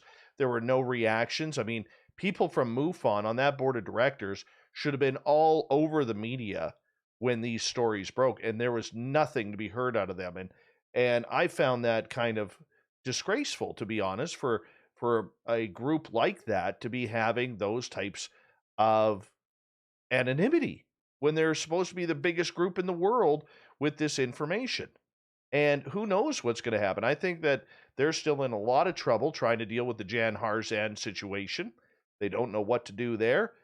So with MUFON, let's, for a lack of a better term, say put on the shelf for right now, who can people actually turn to, Tim, to give or get proper information? Is it the SCU? I think I would like to think so. Everything that we try to put out, we put out in a way that is reviewable by, again, for peer review. You know, the data's there. You can look at it. It can be recalculated. I would say for reporting, though, I think National UFO Reporting Center is probably the only other place I can really think of. You know, MUFON, great and back in the day in terms of civilian investigations, but selling magazines and conferences about secret space programs, just I don't think people were very responsive to that. So the public is, though. That's what sells tickets. It's a missed opportunity to take advantage of the huge number of people who are interested in doing work on the data. For example, New Fork released all of its data into a Google database, and it's called a Kaggle. And they just opened it up and invited data scientists and machine learning people to come along and say, tell us what you find. And the results were amazing. And speaking of that, that's something else that I would like, maybe we could work on as a project, getting some of these data sets that are out there. For example, the Larry Hatch database. I know people have been, if we could get some of these databases sewn together so that they could publicly be looked at and people could scour through them in some kind of format that would be, you know, or at least researchers could get into and dig into it. As far as I know, these databases are floating around out there. I think Valet has probably the most elaborate, or the biggest collection, but getting all that data sewn together so that people could ask kind of larger level questions, meta-analysis and stuff like that. I would love. So the guy who basically invented the computing of database manipulation in order to help Project Blue Book and our favorite scientists do their work, wouldn't it be great if he actually released his databases? yeah, that would be. So I want to return to Gary Nolan before I forget it. So Dave and I met and got to know in January of 2020 Eric Mitchell. We spent some time with him. And he has spent some time with Gary Nolan and his crew because they want to find out whether or not Eric and people like him have this connection between the caudate and putamen regions in the brain, because they believe this caudate putamen interconnection enhancement is critical to people having these experiences or attracting them. Dave, take us out of here. Yeah, we'll get that and more coming up here on Spaced Out Radio as we go to break here at the bottom of the hour. Science Bob and Friends is a monthly feature that we do on this show where we look into the scientific side of everything paranormal, supernatural, ufological, and crypto. Not cryptocurrency, crypto the creatures. We are joined tonight by Dr. Timothy Brigham. We're having a good time. Stay tuned. More Science Bob and Friends on Spaced Out Radio right after this.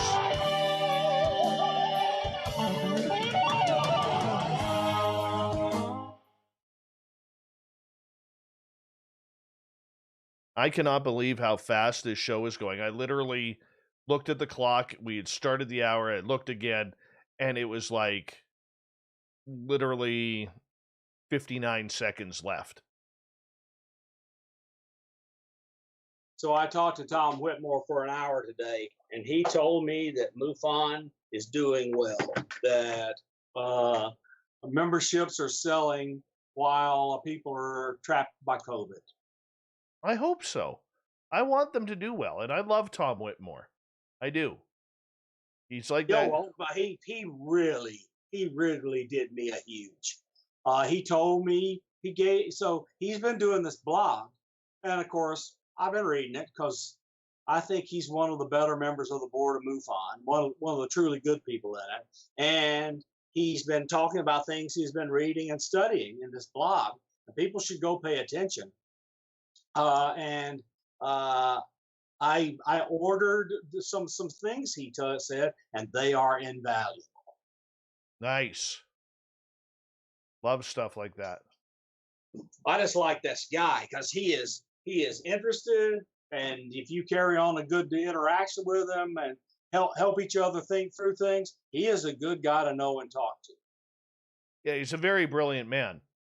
I think, though, when it comes to MUFON, I think that Tom is fighting an uphill battle with many members on that board. Many members. Well, I don't know any details. I just know that he thinks MUFON is recovering and doing well given the mess. I hope so. I hope so. But Tom also knows how to play the game as well. Oh, I get it. And he's on the board, and he has to protect that group because he has a interest because it's an unpaid position, so he's there because he wants to be. Oh yes, yeah, and I think if they had more Toms on the board, I don't think we'd have a lot of the issues that we see today with MUFON. There you go. I will say that.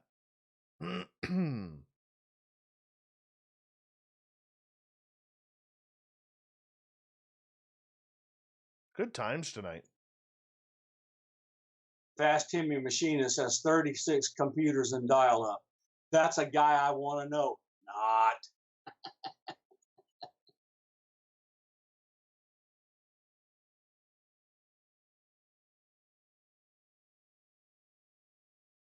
Hey, Off-World Adam, how you doing?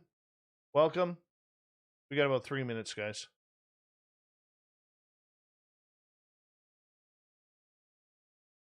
Off-World Adam, are you a different isotope?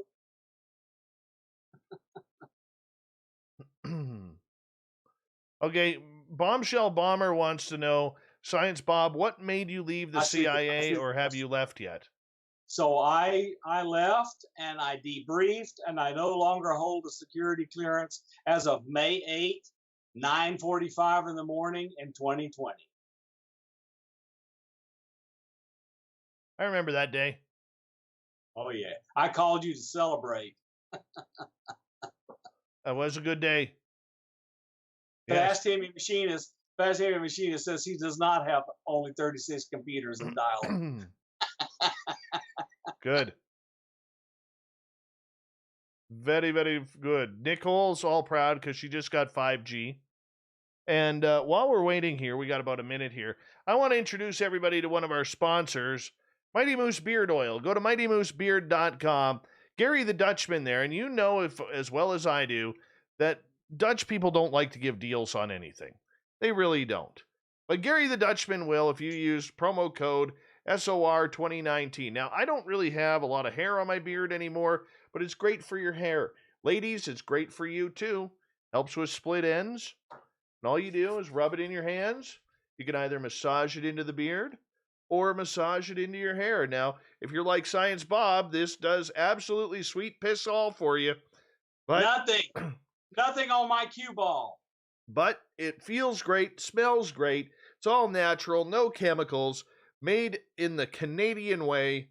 Science, technology, no chemicals, and just a Dutchman in his house making beard oil. MightyMooseBeard.com. You check it on out. Tell Gary we sent you. Use promo code SOR2019, And Gary, who's an awesome dude, he's going to give you a good deal. Check it on out, mightymoosebeard.com. And this month, by the way, everyone, $1 of every sale will go to help raise money for Parkinson's disease study here in British Columbia. So make sure you hop on that. We're going to get going here in just a second here. And so sit back, sit tight, because the show's about to begin.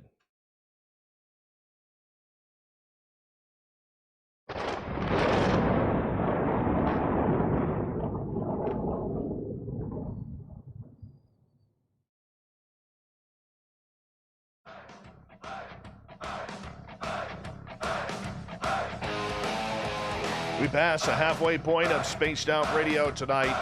My name is Dave Scott. Thank you so much for taking the time to join us.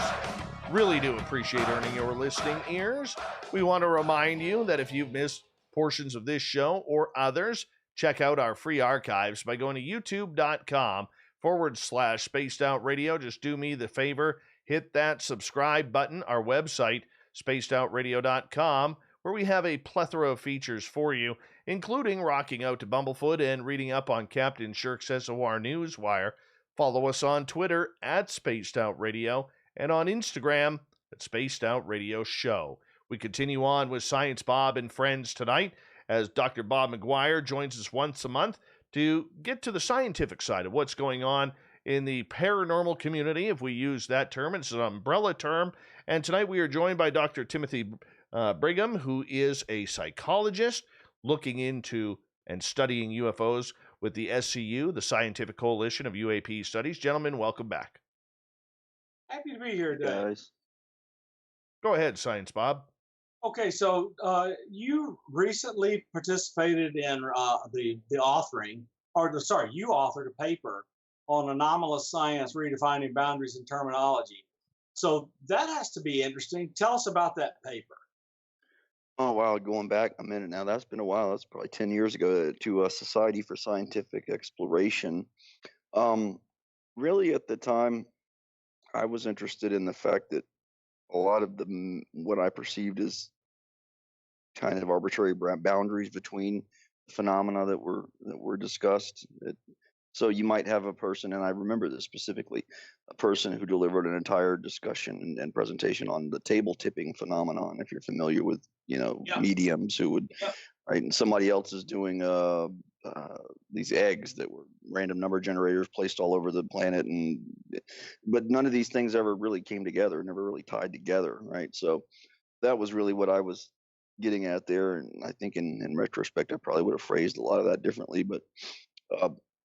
So I proposed this kind of idea of just anomalous science in general, right? Because some of these things do seem to interact or overlap, right? And how much that is because of the UFO or the Bigfoot or whatever, and how much of that is just based on having a reaction as a human being to something weird is something else I'm interested in, right? I mean, you guys have probably heard this. People that report Sasquatches will sometimes report the Oz effect, just like a UFO experiencer might. So I don't know what that means, but the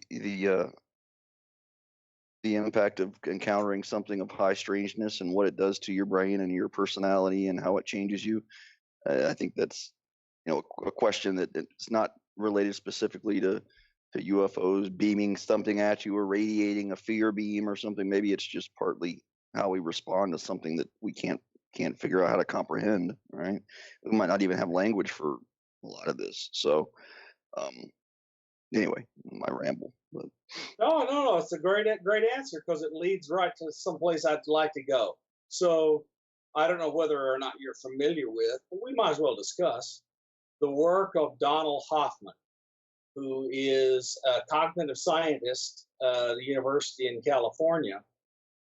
And he is a polymath that I can easily identify with, but he has applied evolutionary game theory to the field of consciousness.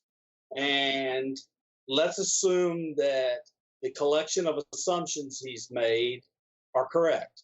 If the collection of assumptions Hoffman's made is correct, the game of evolution as applied to the ascent of human beings from the primordial soup to the intelligent upright bipeds, says that our set of perceptions of what we call reality are all an illusion, and that any being which can perceive actual reality is disadvantaged through the objective function in the evolutionary game.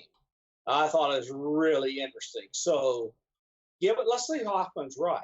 And so that we don't actually perceive things as they really are. We live in an illusion. That says to me that reality is bendable. And so that lends credence to the kinds of things you were discussing in the 2013 paper. And now you know why I brought it up. Because people interpret things in different ways, and they have their own set of experiences and beliefs, etc., and they filter whatever they see through their set of illusions. Sure. Yeah, and that's an interesting issue right there. I mean, at what level does that happen, and what?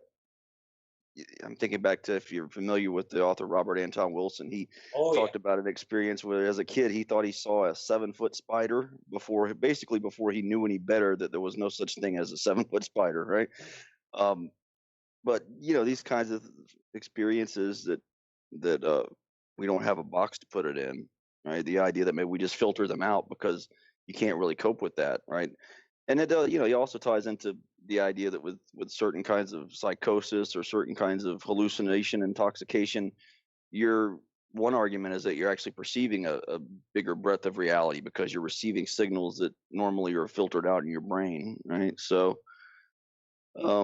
yeah, definitely interesting, right? But where do you go from there? Yeah, well, so let's just keep going down the rabbit hole. Roger Penrose is well known to many people as the person who, with Stephen Hawking, kind of laid the foundation for credible work, theoretically and experimentally, in terms of observationally, about black holes. He defined what a singularity was and all these other things. But Roger Penrose wrote this book around the time he was done with all that work with Hawking, for which he won the Nobel Prize this last year, by the way, in physics. But he started working on this book called The Emperor's New Mind, where he thought that quantum mechanics and quantum field theory had to have something to do with consciousness.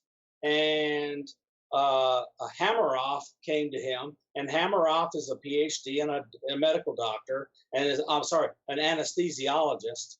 And he says, look, there are these structures running throughout the brain called microtubules. And they are the natural mechanism for the interaction with the quantum fields that you're talking about. And people began shooting at them. And so slowly but surely over the last 15 years, they have knocked down each and every argument that has been made against this. And I think they're pretty close to having it accepted widely. And then there comes along this consciousness as an electromagnetic field thing paper, which says our consciousness is non-local to our brains, that it interacts with, at a minimum, the electromagnetic fields around us. So if you and I are in a room and our brains are particularly electromagnetically active, our fields can become entangled, and we are now one quantum system. And so this stuff is really, really neat. And just this quantum biology and quantum communication and quantum computing with Hameroff and Penrose showing with a bunch of scientists in Australia helping them, that the warm brain can do quantum computation without loss of, oh, dude, I sure do wish I was with you right now. Anyway,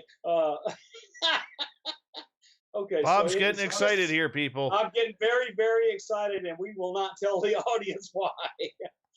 But the Alabama Senate voted yes just a month ago. Let's hope it happens. Okay, so anyway, where I was going was I think that we are about to come to this vast set of realizations where actual progress is made on consciousness. And the other thing that Penrose did that he's just going to be remembered for forever, along with some others, but Penrose was the leader, is the consciousness is not a computer program running on the computer of your neural networks, and he can prove it. So if our consciousness cannot be contained in our brain, then we have to accept that there's some kind of field theory that governs it. And I don't see why CME and microtubules, et cetera, aren't a deal. So I just thought it would be interesting if we just batted a few ideas around and discuss all this crazy stuff that's happening, because it impacts everything, not just psychology, sociology. It says that we as conscious beings have other ways we could interact that we have closed ourselves off from. Yeah, and there's even some arguments from I'm trying to remember the guy's name now, that second sight or first sight was the name of the book, that we perceive information by mechanisms that we don't always identify as part of or we may assume it's to our five senses, but there's other ways that we unconsciously perceive information that might be picking up on these other kinds of signals, or however you want to, think about it. So in our audience, I have a friend. I'll call her out as Jules, and she's a regular in the audience, and Dave as well. They are fully capable of. I posed a problem to Jules recently after I saw that she had been interviewed by Simeon Hine and given a test. And I said, Jules, look, somebody's putting cameras on my property and it's not me. And I says, I want you to help me out. Take a look around. And the first thing she did was find 4 of the 5 cameras that I had put on the property without me telling where they were. And then she gave me a bunch of information which I am not going to discuss here, but it is completely irrelevant. And she and Dave independently had given me the same information. And they're doing remote viewing. They've never been here. Dave and I have been with each other in San Francisco, but Jules and I have never met. And they only know what this weird thing they can do tells them. Remote viewing is a deal that we just stopped investigating in the open when Hal Puthoff and Russell Targ stopped doing that work, and the CIA went all dark on it, et cetera, DIA, et cetera. And it's just foolish, because we can see it happening with people knowing us that we know, doing things for us in a way that shows remote viewing works. Yeah, and I don't know how much of it ties into this, but people like John Alexander have said that a lot of that stuff got shut down, and specifically the UFO stuff, because of this group that they called the Collins elite, who are conservative Christians. I don't know the truth to that, but it's certainly been a long-standing rumor, Well, so when we had John on during Science Bob, because he is quite the scientist himself. Oh yeah, with yeah. Doctorate, et cetera. And he said basically all of those things. And John and I both have visited and spent time with Chris Bledsoe, and both of us left after having strange experiences. He still scares me. Yeah, by I the know. way. Just going to put that out there. He still scares me. There aren't many What, you people mean who John or scares me. Chris? John. John ran the Pentagon's non-lethal weapons program. He was the project manager on behalf of the uniformed military for a while. I mean, that's some scary stuff. I think if somebody, I don't always agree with John Alexander, but I do like his perspective, and I do think that he was one of the only people in a position to have dug into it that did dig into it, and he didn't find much in terms of classified programs. From what it was all off the record kind of working groups, which is again, what leads me to think, well, does anybody really know what's going on? But definitely an interesting, intriguing guy. Gentlemen, I have a question for you, both of you here, and I'm going to put you guys on the spot because Melinda Leslie is in our chat room, and I love Melinda and think the So do world, I. yeah, think the world of her. You know, even though every time she sees me, she tries to trip me for some reason. No, I'm teasing. I'm teasing. But I wrote a blog last week, and Bob, you and I discussed this, and basically the title was "Why Now?" After 70 years of cover-ups, after 70 years of people being told that they're making up stories, that they're seeing Venus in the sky, swamp gas, hot air balloons that were secrets of the United States Air Force, if we go back to Roswell, all of a sudden UFOs are the hot button topic. Disclosure is the hot button topic. Everything is the hot button topic. Maybe it's just the topic du jour or for the year. I don't know. But for us conspiracy theorists out there, it opens up a lot of questions, gentlemen, because as much as I can respect the work of Luis Elizondo, Chris Mellon, and those of that ilk, I do not believe that they have that kind of influence to really turn an entire media and a government to get funding from taxpayers on studying UFOs. What is going on? Why now? Dr. Tim, let's find out from you first. Well, I'll say this one thing that I have heard from people who are connected in that regard again, that some of these people that whether they be Collins elite or just people that had that perspective of kind of conservative Christian viewpoint and didn't want to look at any of this, have kind of have a lot of them are retired, have moved out of their positions, which has left a vacuum in which kind of reapproaching this is, and in a sense, I think we're trying to do, not putting blame on the government here, just saying, let's see what we got, let's try to work together. And so, does that answer your question? No, not at all. To be No, yeah. frank and blunt, you know, I mean, So, look, there's a lot of questions that need to be asked regarding this because, look, in my mind, as an experiencer, take my journalistic hat off and I'll throw it in the garbage for a second. But as my thoughts as an experiencer, I have a lot of questions.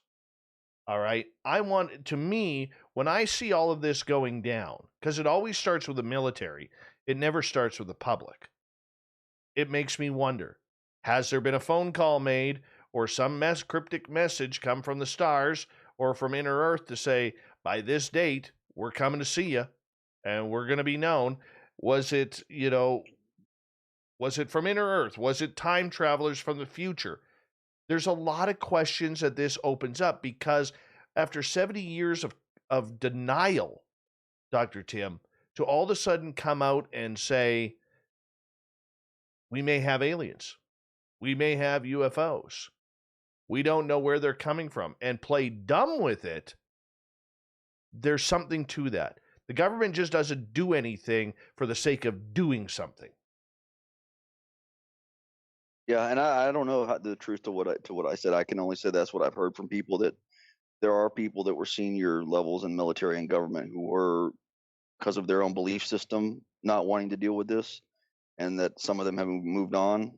So whether that's really has anything to do with it or not, I think John Alexander actually said publicly something like that. But so if that is the case, I don't know. But yeah, I do think it interesting, like you're saying, how Chris Mellon and Lou Elizondo could, just these two guys. I mean, can we really, not just these two guys, I shouldn't say that, but is there really a chance of getting funding and any kind of long-term commitment in regards to solving this from the government or the military, or is it just kind of going to be blown off again, swept under the rug, and we'll revisit it again in 70 more years? So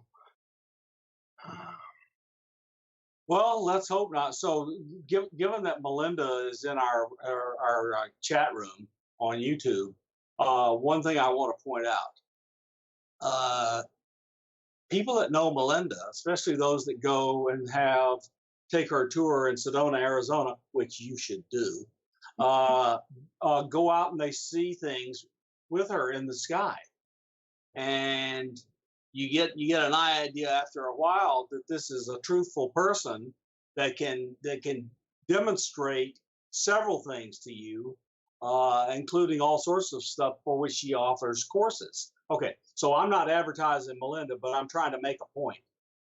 The point is, it's hard to be skeptical if you believe in people like Melinda, because she has a decades-long history of being abducted by the military in MILABS abductions, so they can figure out how a person makes the craft fly and other things like it. So if no one knows anything, then everything about what Melinda has been through is a hallucination. And Right. just let me say, Melinda. So there would have to be let some me very finish the specific. point because it's important. Melinda has people who have lived with her, who have observed the things happening to her that other people would say had to have been all in her mind. People that lived with her saw the great aliens, and people that lived with her saw the MILABS abductors. So I'm just telling you, this cannot all be just, we don't know So something. you think somebody has to know? knows something. Somebody knows something.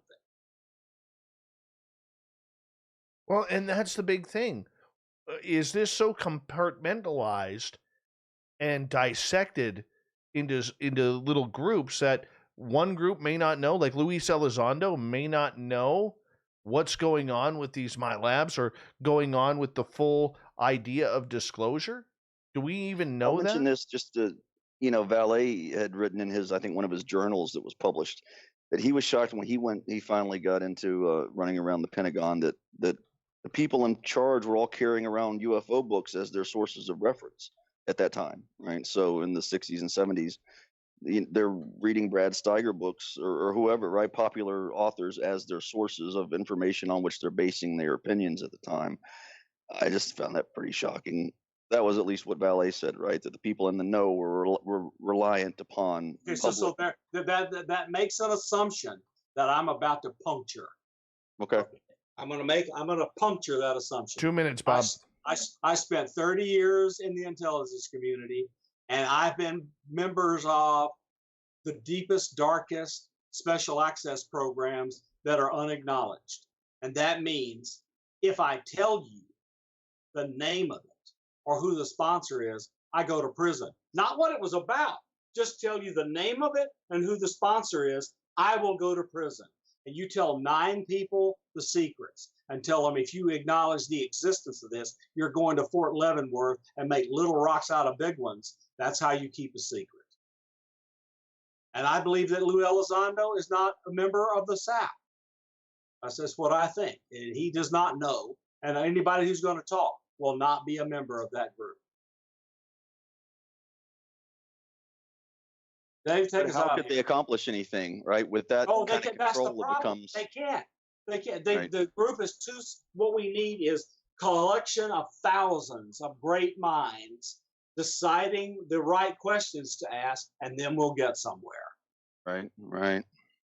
Well, I mean, that's the big thing that we need to know, because look, we can sit here and say, social media and YouTube and Twitter made the UFO topic even brighter than it was before. It took it, from the fringe, but now that everybody has a camera, that we're able to film it. But this goes deeper and darker than just anything to do with YouTube or social media or the public asking questions. I mean, what the government doesn't want us to know, they are not going to speak to us. I mean, and that's the reality of it.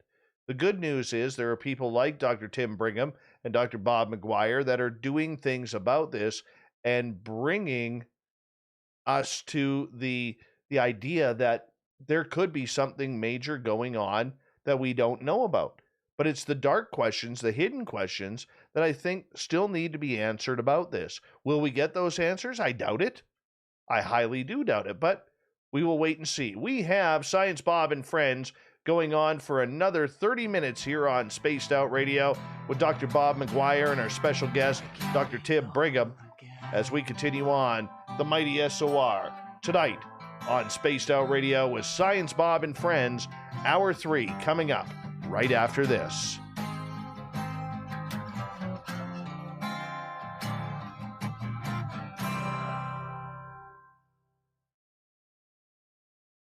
Thanks, Rye, for the super chat.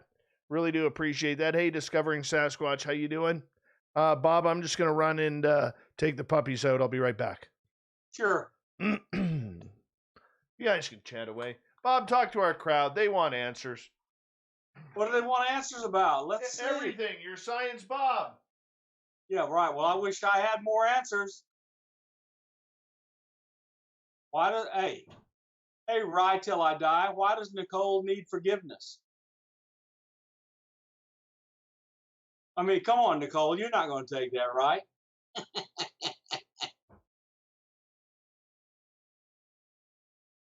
I cannot do drugs now without getting into trouble because I signed agreements that are lifelong, Bomber, and I will be able to do dope as soon as the federal government says it's legal, and not until.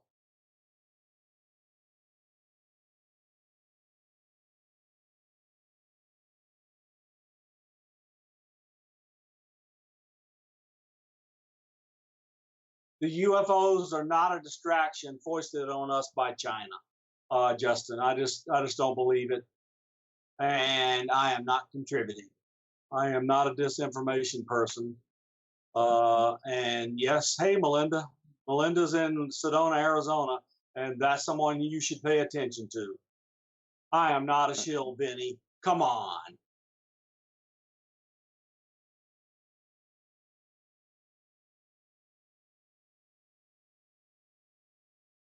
They are monitoring me, Bomber. I'm telling you that I'm finding cameras on my property. So I can get a pass to, Nicole, I have to call up the bosses and tell them that I'm going to a foreign country and wait until they say, yes, you are, yes, okay, or no, you're not. Oh, you're welcome, Melinda. And I'm calling you because I'm getting the Sky-Hub box together.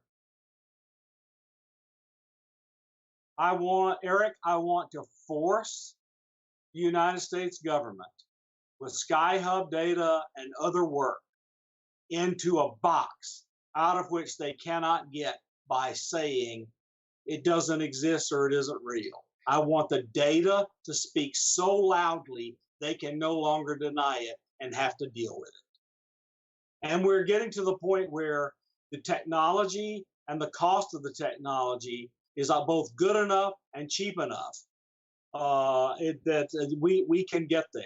We won't be as good as government stuff, but it'll be good enough. Chill Farm, Sky-Hub is an international project, and we have really active people in Austria, Australia, France, and all over the United States and Canada. It's a worldwide effort, and it's open source, open specification with no secrets.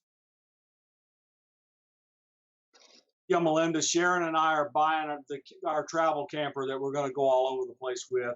As soon as that happens, you and I will make arrangements. I said, yes, Bomber, I already said. They are monitoring me. I agree that that's happening. But that isn't going to stop me from living.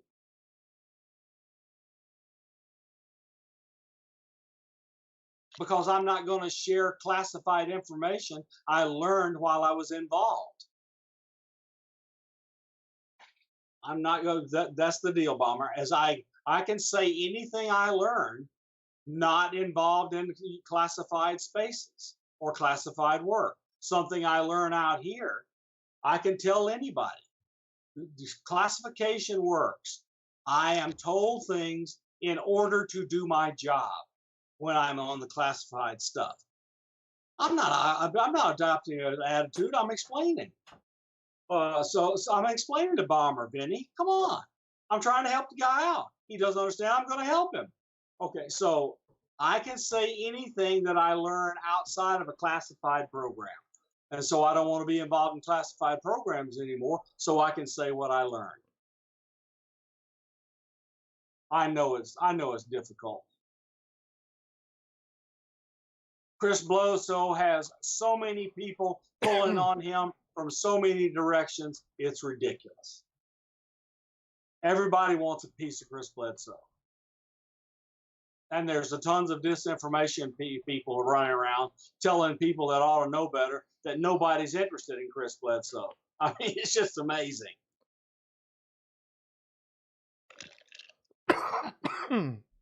Eric with a K wants to know, does Chris Bledsoe have people from both sides pulling his ears? I just answered. Oh, sorry. I missed that. Yeah. We got 1 minute, boys. People are pulling on Chris from every direction. All right. Let me just... Me too, Eric. Me too. Big thank you to Mr. Catfish, Rye, Fapster, Melinda, Science Bob, Cherry Pepsi Mike, Nicole, Tim, and Chris for the super chats tonight. Really helps us out, do what we do here on a nightly basis. Thank you to everyone who has given us that thumbs up. If you haven't already, we would appreciate it. Or a thumbs down, whatever you feel we deserve. And if you're new listening in, do us a favor. Hit that subscribe button. Hit that thumbs up. Hit that bell so you know when we're coming on the air. And check out our new feature, guys, on our YouTube channel. If you have it, it's called True Tales. And it's short little snippets of real weird, strange experiences that people, listeners like you, have experienced. I'm open to recording. If you want to tell me your story, Dave at spacedoutradio.com is the way to go. Here we go.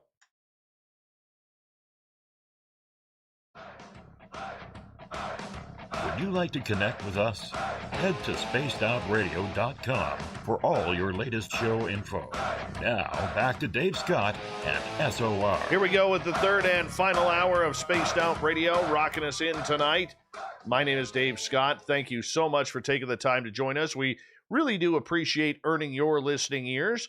We want to say hello to everyone listening in on our terrestrial affiliates around North America, digitally on TalkStream Live, Revolution Radio, and KPNL. All of our archives are free by going to youtube.com/Spaced Out Radio. Just do old Davey the favor, hit that subscribe button. The Desert Clam has set the password for tonight in the SOR Space Travelers Club. Mashanul. Mashanul is your password. Use it wisely, Space Travelers, as the Clam sets the password each and every night right here on Spaced Out Radio. Our website, spacedoutradio.com, where we have a plethora of features for you, including rocking out to Bumblefoot and reading up on Captain Shirk's SOR Newswire. Follow us on Twitter at Spaced Out Radio and on Instagram at Spaced Out Radio Show. Science Bob and Friends continues until the bottom of the hour, where Dr. Bob McGwier, who joins us once a month, talks about all things not weird, not strange, but the scientific side of everything going on in the paranormal world. And we are also joined with our special guest, Dr. Timothy Brigham. Gentlemen, thank you so much for joining us. I want to start this off with the new video that Jeremy Corbell released with the triangle craft, apparently from the USS Kidd in 2019. This is something we haven't discussed very much here. Are you guys on board with this being legit, these videos? We know the Pentagon and the military has agreed that this is real footage. What's your thoughts? Science Bob, let's start with you.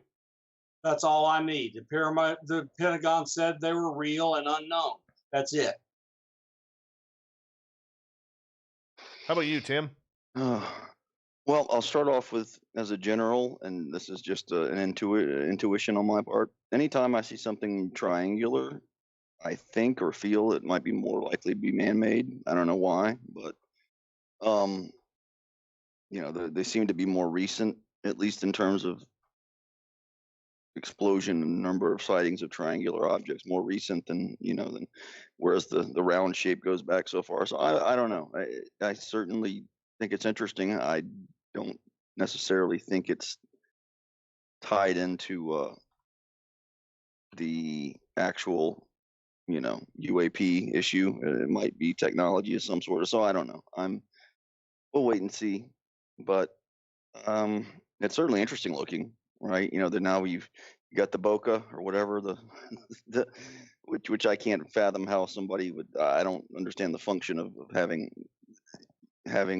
this on the lens of the camera. Maybe one of you guys can illuminate that for me. Why they'd have a triangular Or is that supposed to be an interior portion of the camera lens? Do you guys understand what's going on with that argument? I don't even really get that yet. But. Yeah, sure. So look, if you have light coming into your camera through the mechanical iris and it is out of focus, you can begin to see how the mechanical iris is diffracting the light into a blob, and it takes on the shape of the hole in the mechanical iris. That's called Bokeh. The funniest thing I saw today is somebody spelled it Bukake. And I said, dude, get your get your mind off of porn. Anyway, yeah, but bokeh is out of focus effects on images. Yeah, I'll say it's interesting, but if it is something extraordinary, I don't think it's probably connected to the genuine mystery. It could be some kind of human technology trying to mirror something that maybe is more extraordinary. I don't know. That's just my estimation. So I'm just telling you, if I'm the commander of the USS Kidd and an object enters my controlled airspace and I have hundreds of men and women and close to $1 billion worth of hardware under my command and my protection, I'm going to blow that shit out of the air. And he didn't. That means he was ordered not to. Otherwise, if something happened to his ship, he's guilty of dereliction of duty. I'm telling you, he's not going to do that unless ordered not to. I don't believe it was an operation done without him being told not to take action. That's what's going to be interesting. And that's kind of my theory too, Bob, in regards to that. Maybe, Tim, you can enlighten us a little bit. But, I mean, if this, whatever they are buzzing and hovering over ships on the U.S. Navy here, how can we sit there and say that these craft are not being threatening when they're in the airspace? That doesn't make sense.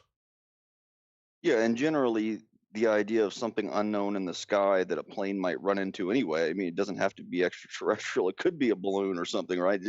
We need to have an idea of what's going on in our skies for our commercial aviation safety and all these other kinds of reasons. So whatever it turns out to be, just making sure that we don't fly into them or they don't fly into us, much less issues with nukes and all kinds of other things. I mean, it's a safety issue. I think the FAA is and the NTSB are absolutely freaking out now about why hundreds of pilots are reporting these interactions with objects in their close spaces, almost close enough to declare a near midair. And this just cannot go on without the government taking on responsibility of figuring out what it is. And it literally is up to hundreds. It really is. I mean, is this happening on every naval area, or does it just seem to be happening in Catalina Island in that area right now? No. There are hundreds of incidents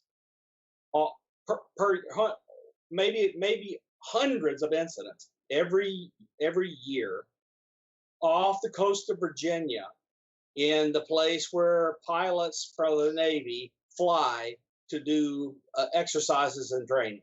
Every time they went up, they would be greeted by some crazy crowd.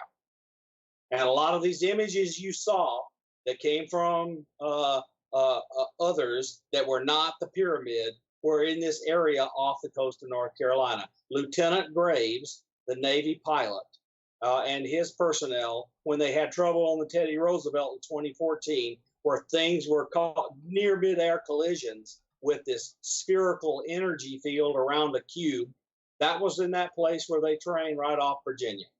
And they just reported it, and they were called into the Senate, into a classified meeting where they showed them everything they had. I want them to show some of that to us. That's really what I want. Okay, so we know that during the USS Kidd incident, that it was, I believe, just 3 ships that were out. It wasn't a whole fleet of ships. It wasn't a carrier group. It was not a carrier group. Okay, so my question is, do you think then, Tim or Bob, that the Navy, because of these encounters, now has specified ships that are going out to try and make contact? I think they're sent out to stir them up to see what's. And why would they do that? It's the same reason we flew into other adversaries' airspaces throughout the Cold War. We wanted to see what it would take to tickle their interest and what their response would be so we could figure out how to defeat their systems. And they're doing exactly what they have done since World War II on.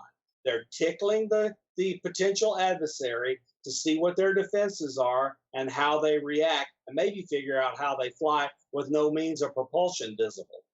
Tim, what do you think?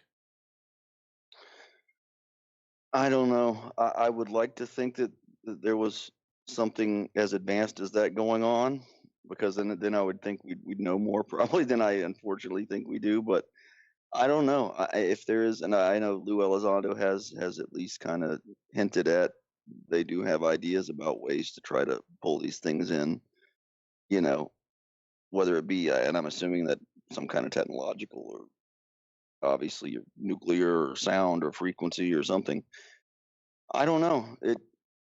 If it's something that we've been wrestling with for 70 years, we need to get the data available, put resources into this, and finally figure it out one way or the other, whatever. Okay, so we know that the group around Kevin Day and those guys that are going to go out to Catalina Island and try to stir up some activity took out a transducer which played whale sounds coupled into the water.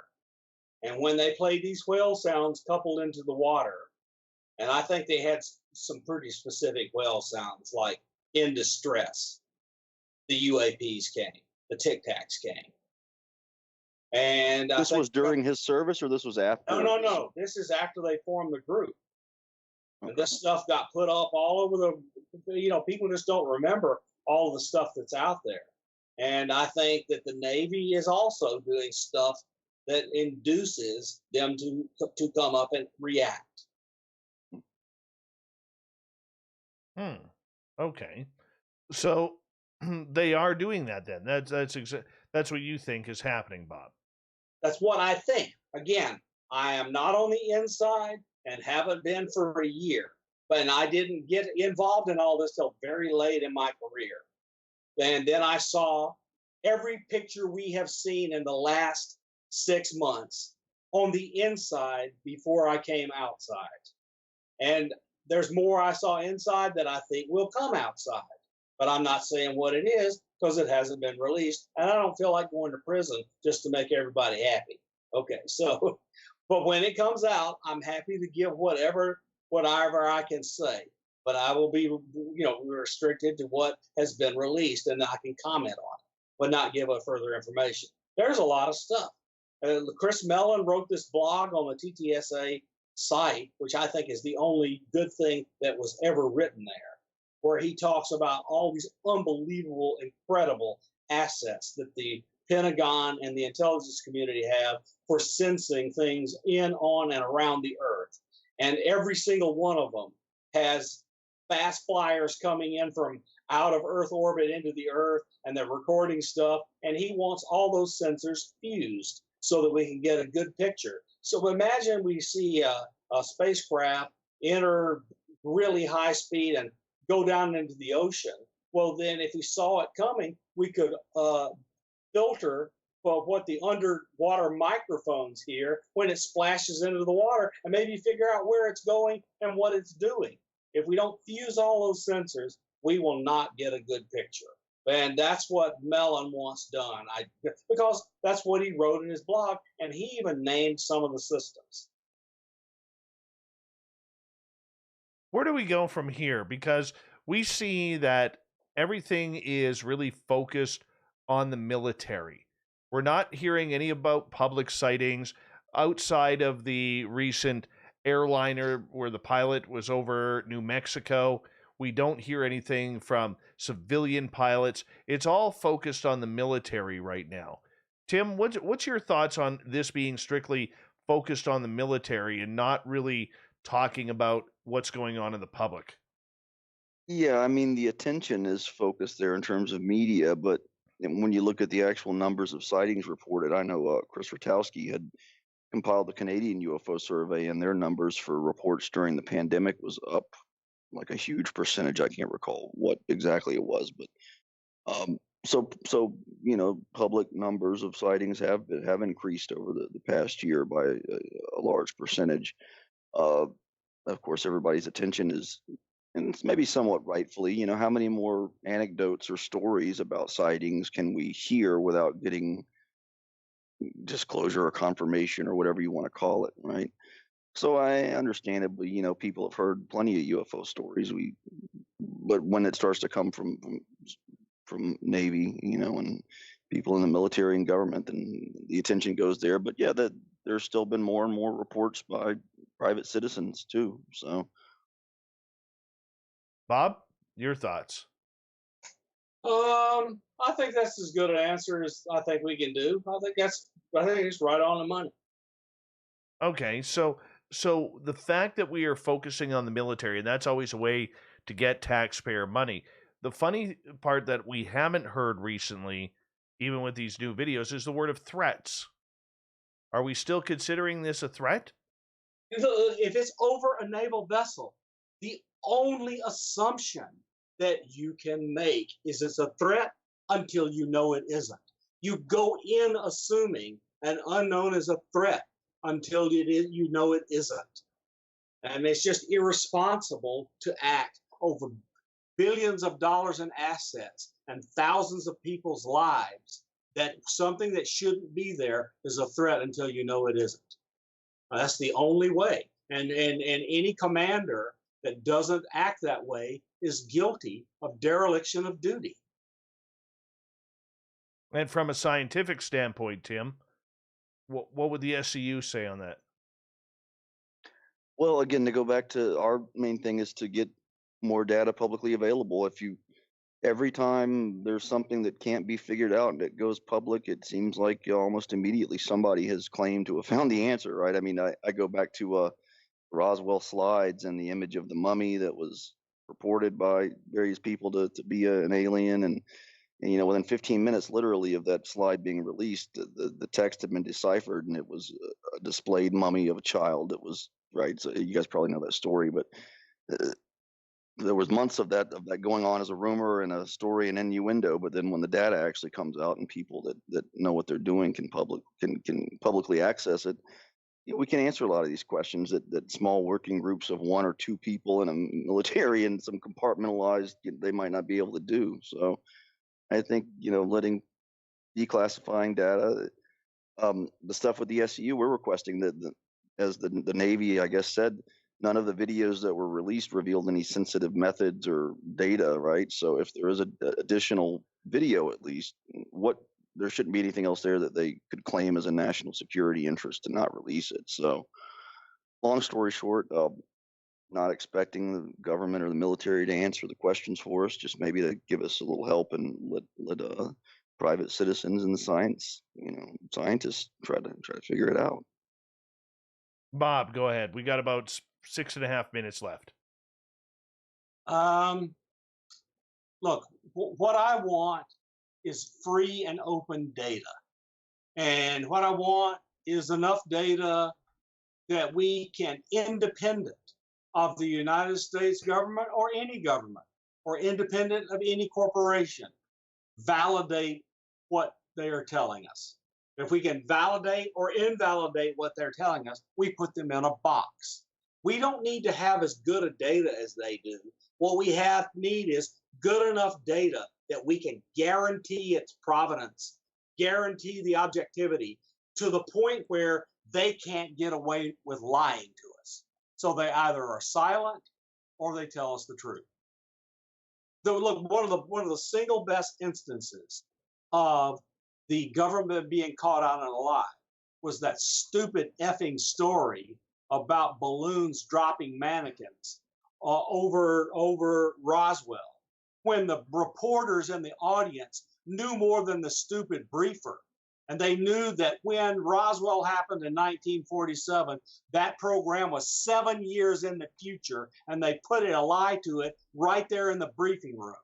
That's how tight in a box I want them, with publicly available, objective, cannot be discounted data.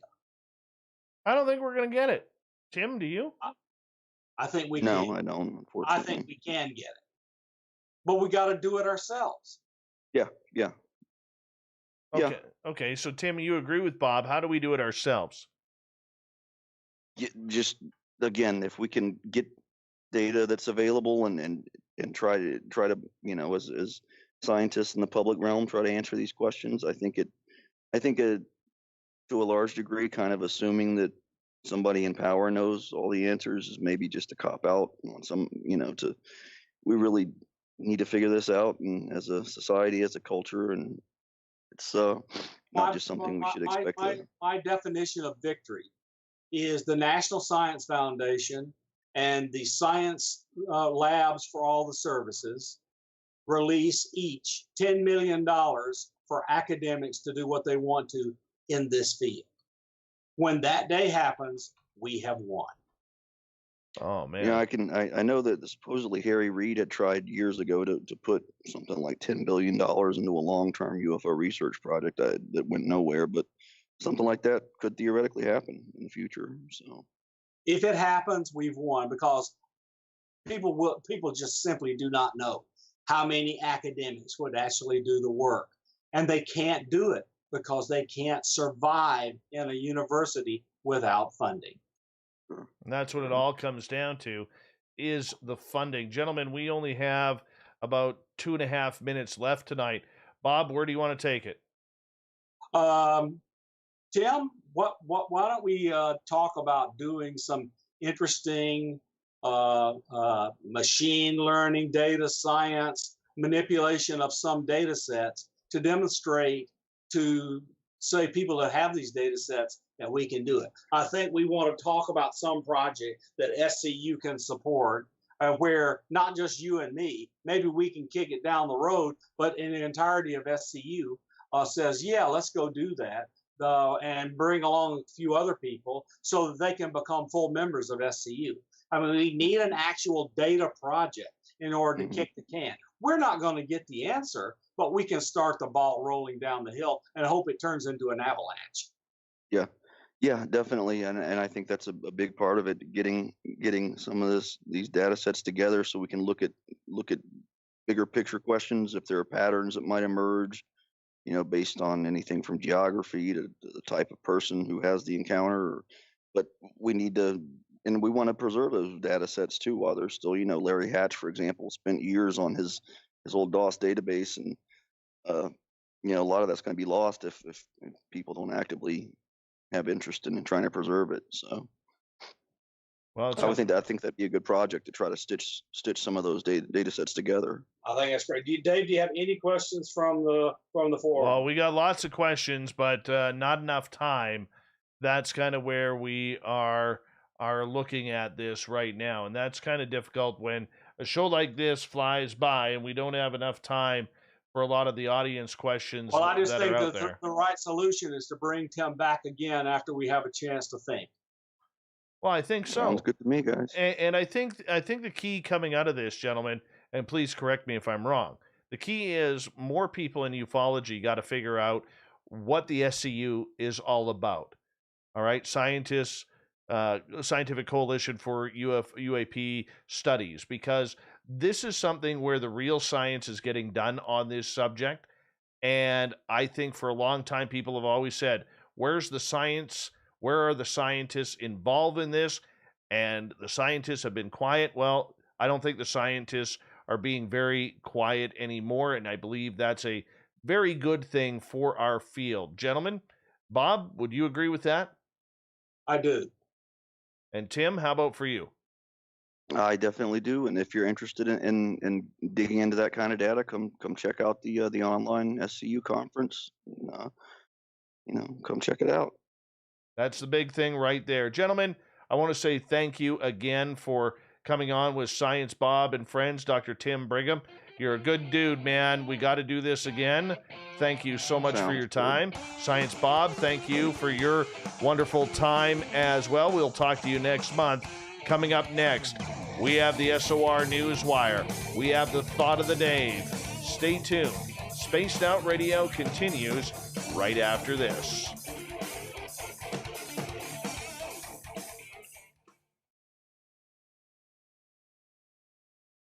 Great job, gentlemen. Great job. Fantastic show.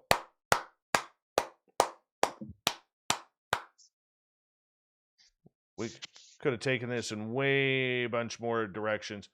Oh, Science Bob already signed out there or what? Well, so did Tim Brigham. Cool. All right. Well, good night to them. Good night. Good night. I don't know where Science Bob went. Unless his computer was causing him problems again.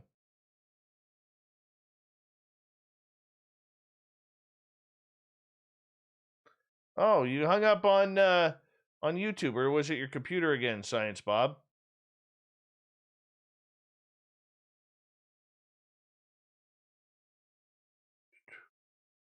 Science Bob got aliens.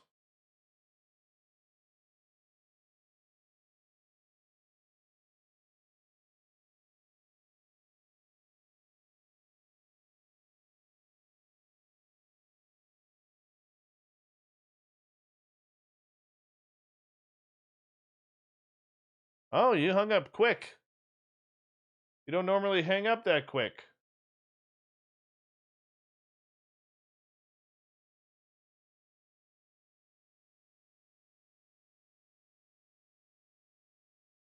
Well, if Bob was on the phone with us, we would talk about it. But not really going there right now. Not really going there right now.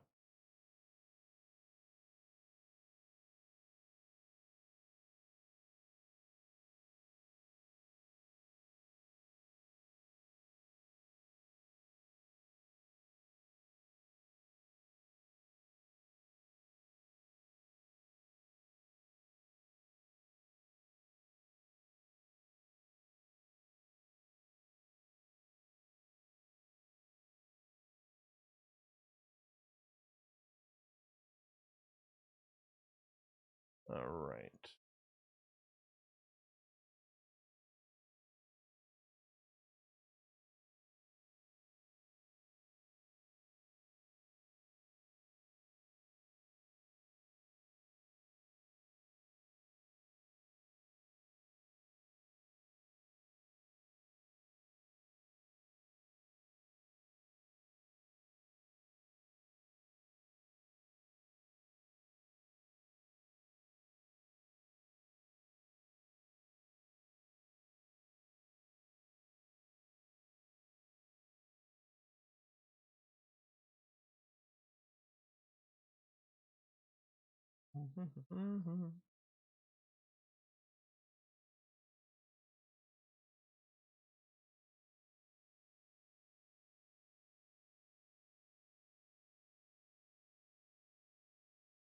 Good show.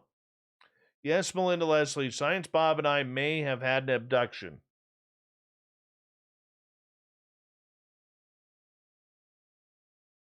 May.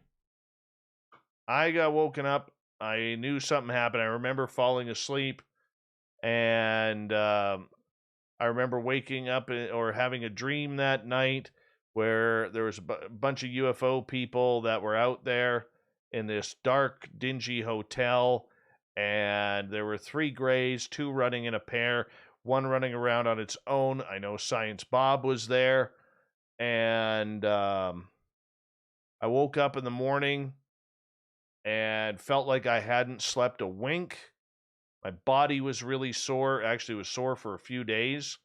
So I called Science Bob on my way to work that morning. I asked him how did he sleep, and he said he was tossing and turning, that his wife Sharon had got up in the middle of the night because she had heard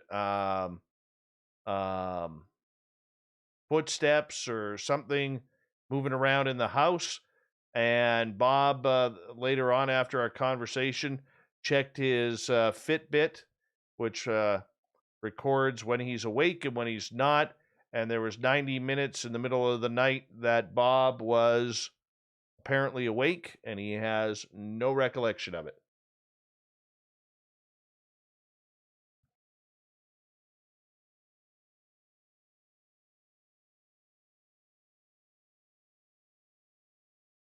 Hey, Mandingo, how are you?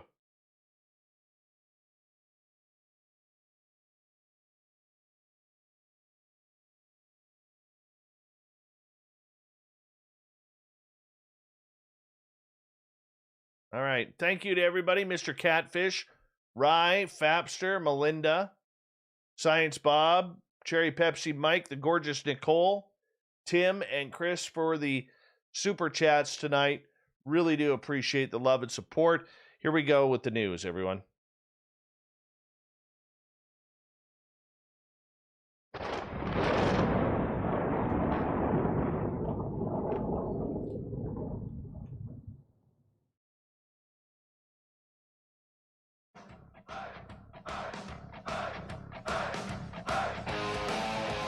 We rounded third. We're heading for home tonight on Spaced Out Radio. My name is Dave Scott. Thank you so much for taking the time to join us. We really do appreciate earning your listening ears. We want to remind you that if you've missed most of this show or others, check out our free archives by going to youtube.com/Spaced Out Radio. Do old Davey the favor, hit that subscribe button. Our website is spacedoutradio.com, where we have a plethora of features for you, including rocking out to Bumblefoot and reading up on Captain Shirk's SOR Newswire. Follow us on Twitter at Spaced Out Radio and on Instagram at Spaced Out Radio Show. Speaking of the news, let's do this thing, shall we?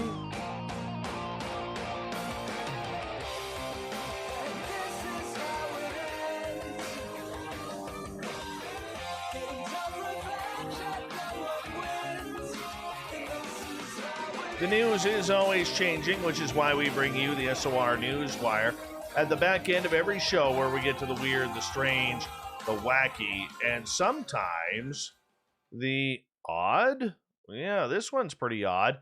New Jersey State Police were alerted to a UFO detector installed in the woods and dispatched a detective unit and a bomb-sniffing dog to the area. According to the police, the device was carefully disarmed by New Jersey State Park Police personnel by unplugging the headphone wire from the block of wood and the soup can it was plugged into. With UFO detector number 448 now out of service, we might not know when the aliens are going to arrive. All right, I don't know if you heard this or not, but the Pentagon has officially verified the night vision video circulating of unidentified triangular aerial aircraft swarming around the Navy's Arleigh Burke-class destroyer USS Russell in 2019. They are calling it real. Thank you to Jeremy Corbell and George Knapp for this one. Earlier this month, the Navy acknowledged that it was completely baffled by an incident in 2019 when a group of warships observed a cluster of strange craft, the likeliest explanation being drones. Though they flew for far longer than any typical civilian units, the Navy said it had no firm theory as to who operated them. That's despite an extensive investigation that involved naval personnel ranging from onboard intelligence teams to senior officers, as well as civilian agencies like the FBI. The craft flew over in low visibility conditions around warships involved in the exercise over the course of multiple nights, foiling any efforts by naval personnel to identify themselves. It is the latest in the series of bizarre incidents acknowledged by the Pentagon involving unidentified aerial phenomena that cross paths with the Navy sailors and pilots, including instances where elite fighter pilots taped objects that appeared to be maneuvering in ways impossible to achieve with unknown technology, while extraterrestrials or mysterious technologically advanced craft operated by the United States military or their foreign adversaries are exciting to speculate about. The explanation that requires the fewest leaps of logic is that nothing weird is going on. Skeptics believe videos released by the Navy actually depict mundane objects like planes and weather balloons with their supposedly bizarre movements explained by various technical factors and limitations that the U.S. military won't ever publicly explain. Now, according to Mystery Wire, investigative filmmaker Jeremy Corbell, who wants to weaponize your curiosity, by the way, obtained the footage of the July 2019 incident that was collected by the Navy spearheaded UAP task force. Night vision video was presumably filmed by the ship's nautical or otherwise photographic interpretation and examination team, otherwise known as Snoopy, aboard the USS Russell. The team is comprised of intelligence personnel that document encounters with any and all surface or airborne contacts with the vessel. The video was taken on deployment from the USS Russell, Corbell said. It shows what they described as vehicles, and they made a great distinction. They made sure in this classified briefing that they made a great distraction and distinction that this is not something that we own, either a black project. This is not something of a foreign military, that these were behaving in ways that we did not expect. And they were, shaped like non-aerodynamically, like pyramids, flying pyramids. Interesting. Up here in Canada, we like to keep things interesting with our politics, namely this guy in Quebec. A Liberal MP was caught wearing his birthday suit in the virtual House of Commons. William Amos, who represented the Quebec riding of Pontiac since 2015, appeared on the screens of his fellow members of Parliament completely nude. Yes, a screenshot obtained by the Canadian press shows him standing between the Quebec and Canadian flags, his private parts hidden in what appears to be his office. Bloc Québécois MP Claude Delafay, the party whip, raised the incident in a point of order after question period, suggesting that parliamentary decorum requires male MPs to wear a jacket and a tie and a shirt, underwear, and trousers. Amos did not speak during question period on Wednesday and therefore did not show up on the main screen. Speaker Anthony Rota later thanked de Belfay, for her observations and clarified that while he had not seen anything, he checked with technicians and confirmed they saw something. Only people connected to the platform were able to see the interactions of other members during the question period in virtual mode. Amos, a backbench MP, did not speak about this, and he apologized on a tweet. I made a really unfortunate mistake today, and obviously I'm embarrassed by it. My camera was accidentally left on as I changed into work clothes after going for a jog. I sincerely apologize to all my colleagues in the House. It was an honest mistake, and it won't happen again. Big deal. He's working from home. Let him be in his skivvies. Who cares? A 100-year-old Japanese clock that stopped working after the 2011 earthquake has started ticking again after another quake struck this year. The clock, stored in a Buddhist temple, was submerged by the tsunami on Japan's northeastern coast that followed the devastating earthquake, which killed more than 18,000 people in March 2011. Its owner, Bunshun Sakano, then tried to fix the clock without success. But when a smaller quake hit 10 years later, it just began working again. Now, according to the Mainichi Shimbun, the spring-driven clock was stored in the Fumonji Temple in Yamamoto, in Japan's Miyagi region. Miyagi and neighboring Fukushima were badly hit by the 2011 earthquake and tsunami. On March 11th, 2011, the temple, which stands a few hundred meters from the coast, was struck by the tsunami waves, with only its pillars and roof spared by the deluge. After the disaster, Mr. Sakano, the temple's head priest, rescued the clock from the debris. He rewound it, but could not get it to start. Then on February 13th of this year, weeks from the anniversary of the disaster, the same region was struck by another powerful earthquake. Meteorologists said they believed it was an aftershock 10 years later. The following morning, Mr. Sakano, while checking the main hall for any damage, heard a ticking sound that sounded awfully familiar. Found the clock was moving again. 2 months later, it's still working. How awesome is that? A representative of Seiko, the clock's manufacturer, told the Mainichi newspaper it's possible that the pendulum, which had stopped, started moving again with the shaking of the earthquake, or that dust had built up inside and came loose.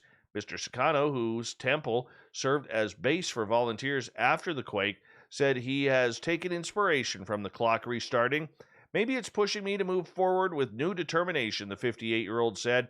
It's like a sign of encouragement that the real restoration is yet to come. I love stories like that.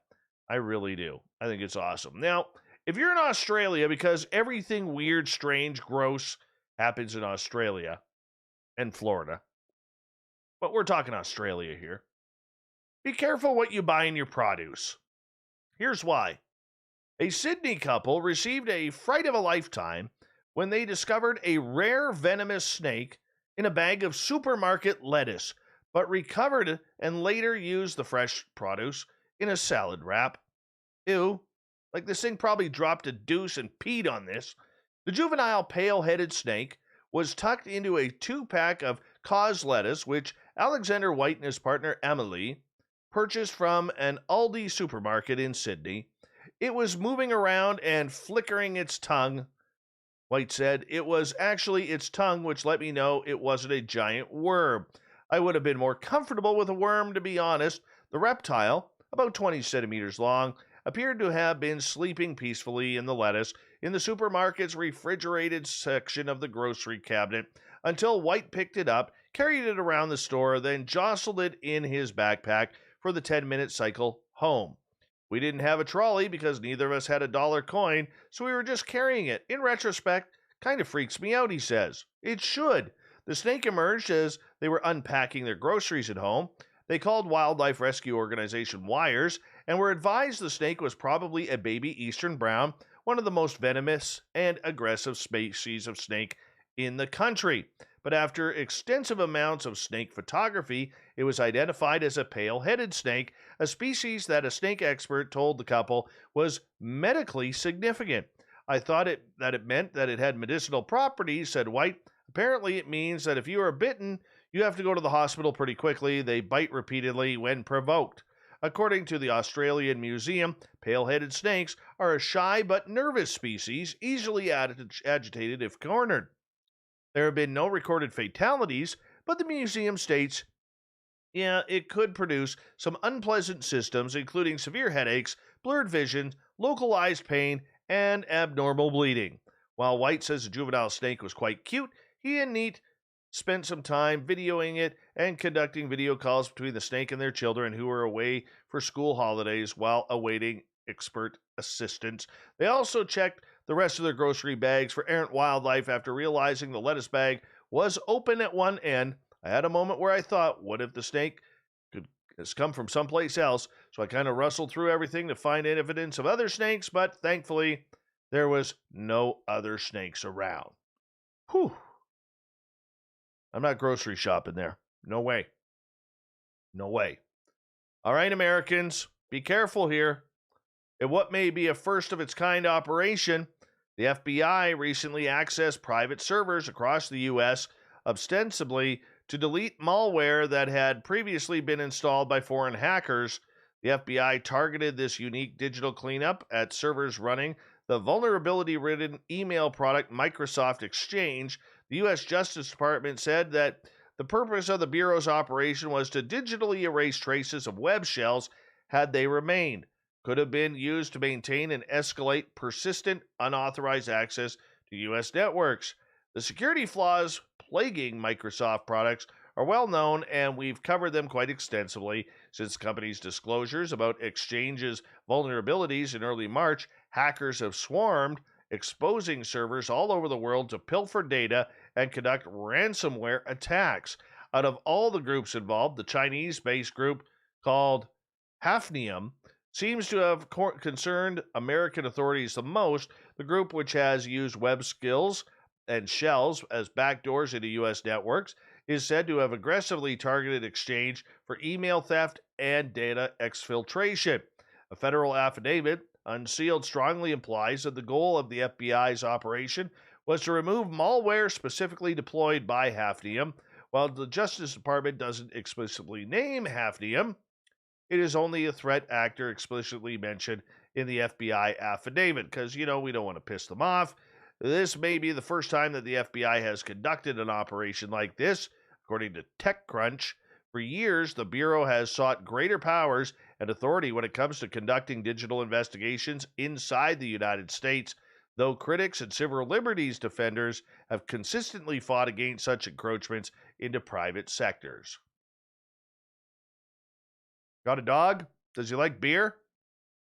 The makers of Busch Beer announced they are seeking a very good boy or girl to make $20,000 by serving as chief tasting officer for Dog Brew, a beer made for dogs. Anheuser-Busch says its inaugural batch of Dog Brew, an alcohol-free beer, actually made from bone broth, sold out within 24 hours last year, and it is now looking for a canine chief tasting officer to help expand the line of offerings. The dog will be paid $20,000 for its role and will be responsible for taste testing, quality control, and fulfilling duties as an ambassador for the product. The dog will also become a featured creator for Busch's social media channels.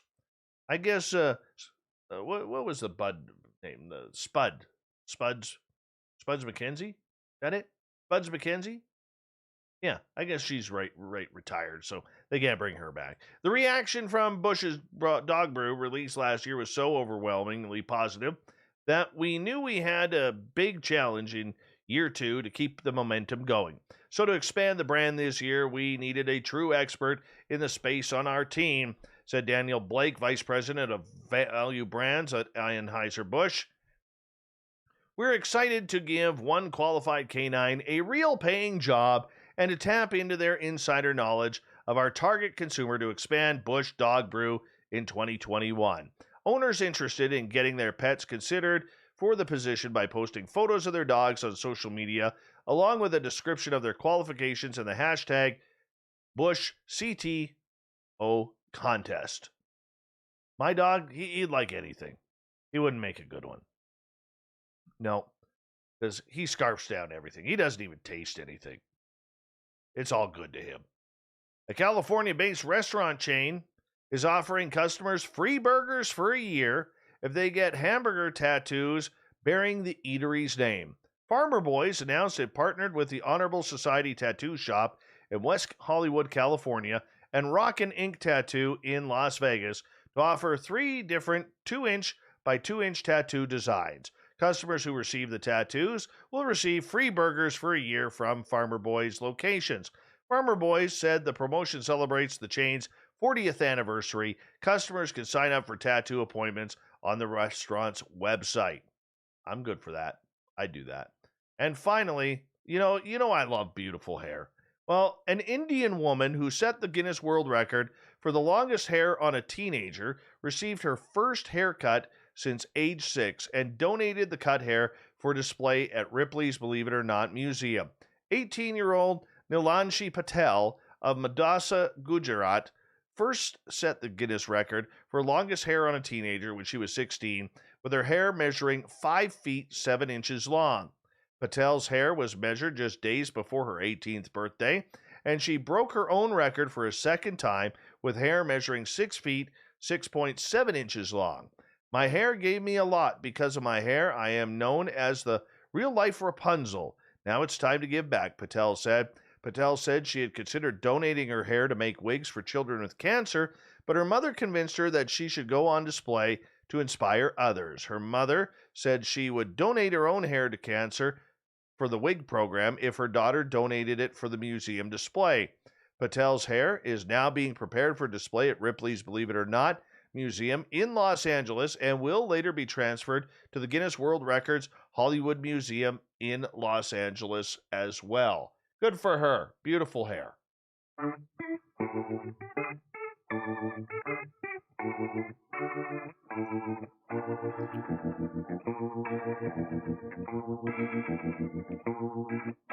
Thought of the Day happens every night at this time, where we ask a question on our Facebook and Twitter pages, then read your responses on the air because we love the audience participation around here. Today's Thought of the Day is as follows. When it comes to UFOs, after years of cover-ups, why now the push for disclosure? Start off with Eric Mitchell, who will be a guest on this show next month. Disclosure is very useful to people in positions of power. Neil, for a level playing field with the spooks. Bob, because the COVID vaccine is the cover they need to inoculate us against the soon-to-be revealed aliens and their accompanying viruses. Oh, that's actually a good call there, Bob.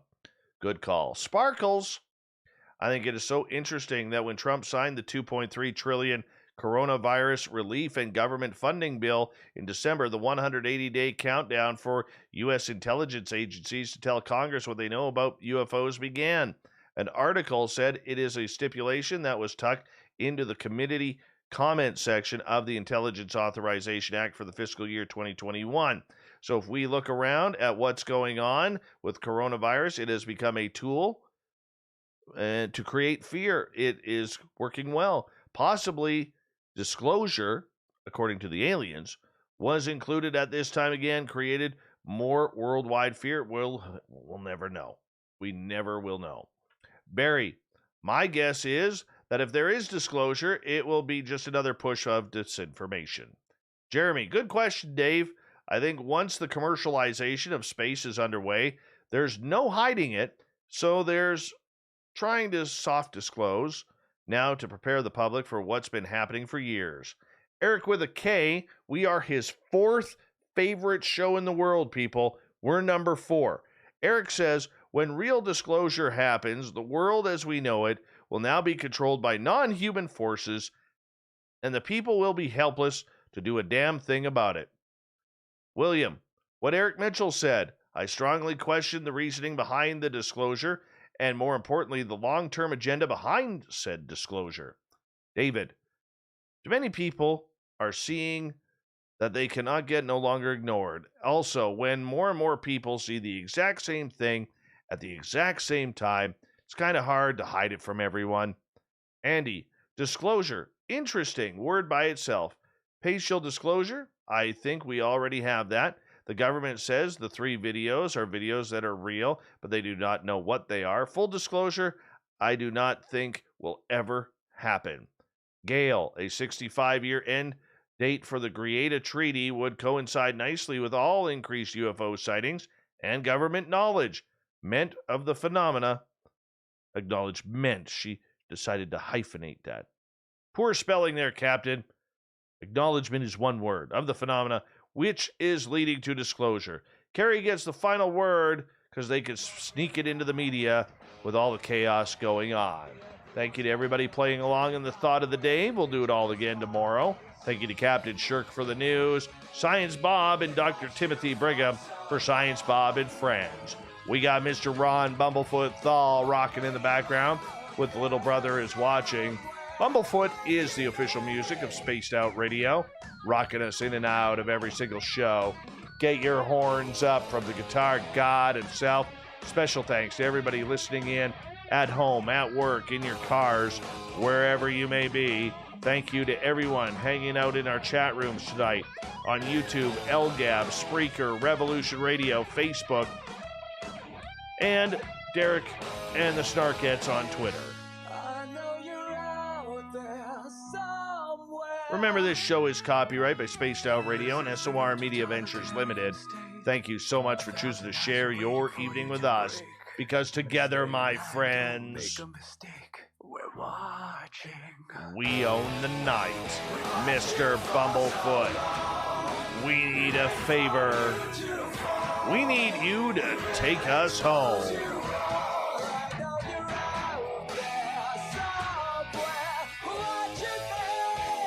Yes, the Woo train has docked for the night. But tomorrow, my friends, we shall ride again. Your seats are always available. Your tickets never expire. And if you want to bring a friend, we've got room for them too. Good night.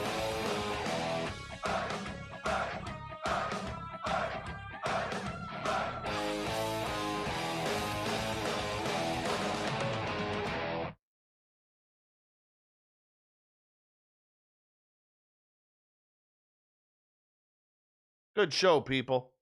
Good show. That was some good science bobbing.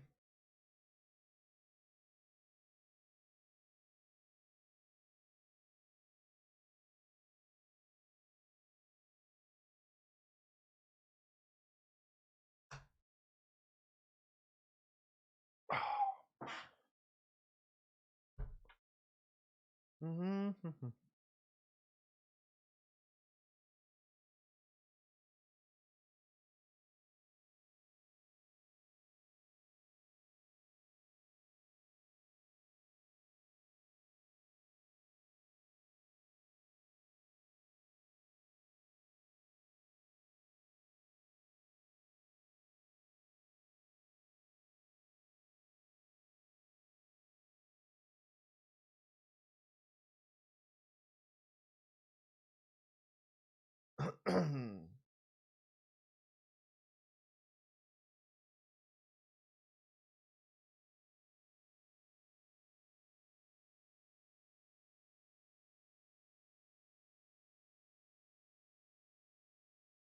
Going on, people?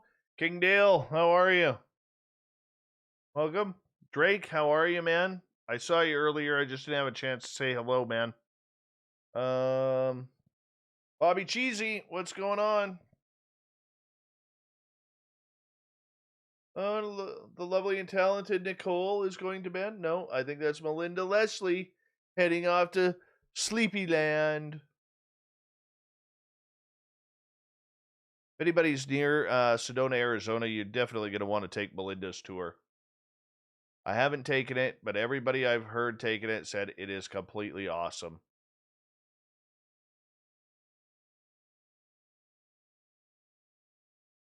The gorgeous Rafaela. There she is, everyone. Make sure you give her a wave.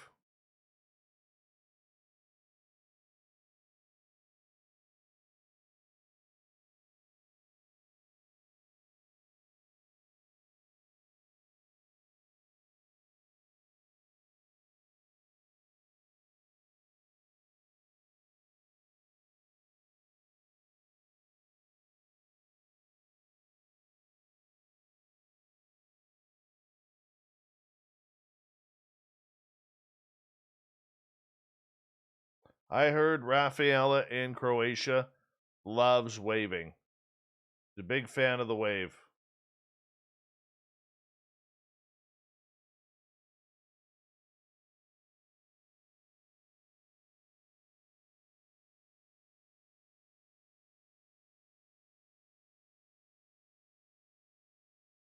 I'm still at the station? What does that mean?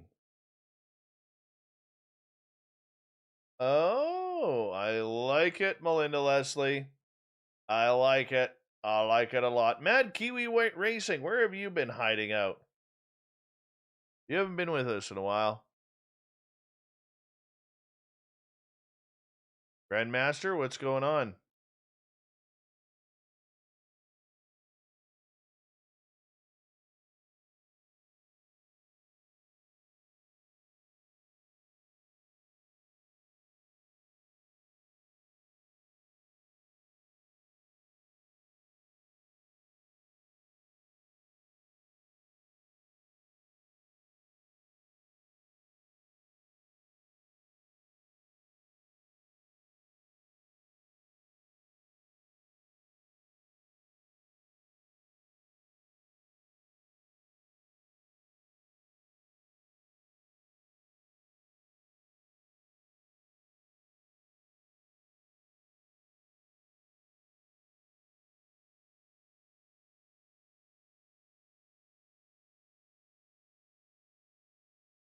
Hey, Uncle Dale?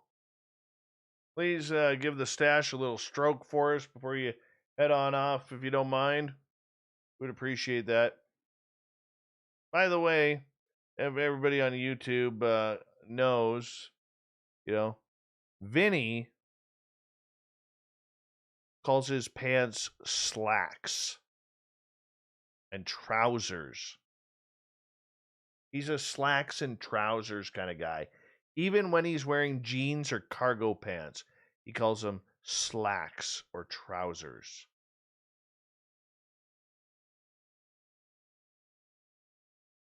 Nicole Sackage is making me jealous right now that she'll be at UFO MegaCon speaking. And I won't even get to see her because of the damn border. Good night, King Dale Clark. Well, I'm starting with you, Vin.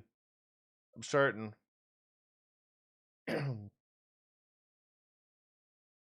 Where's Lollipop Fapster?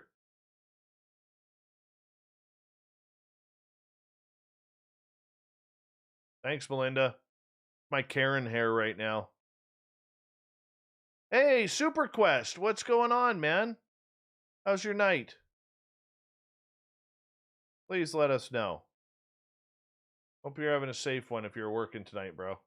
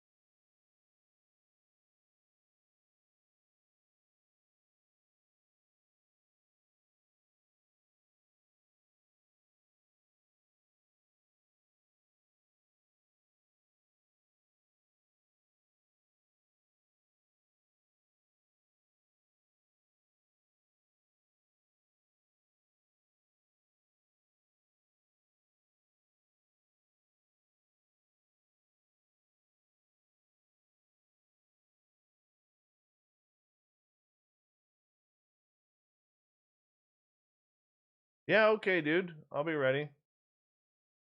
Always rocking a GNR shirt, man. This was from Vancouver in 2016.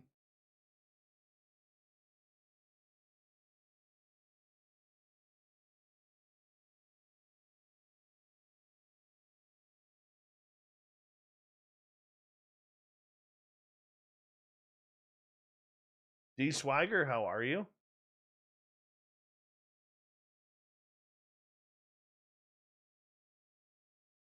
In Vinny's world, Halloween is spelled Holloween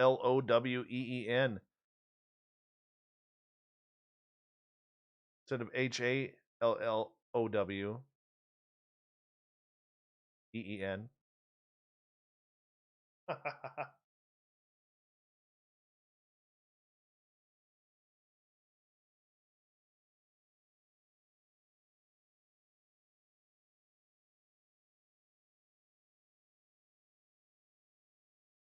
What are we doing here on the download side?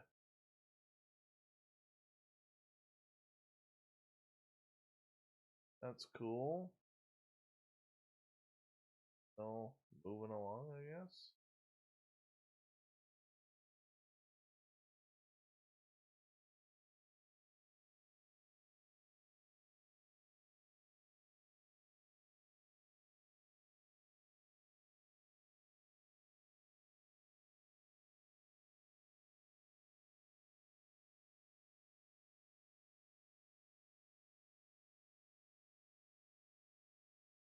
Wow, Fap. Bringing my dog involved? Good night, Discovering Sasquatch. Denise C. Duval. Have a good one.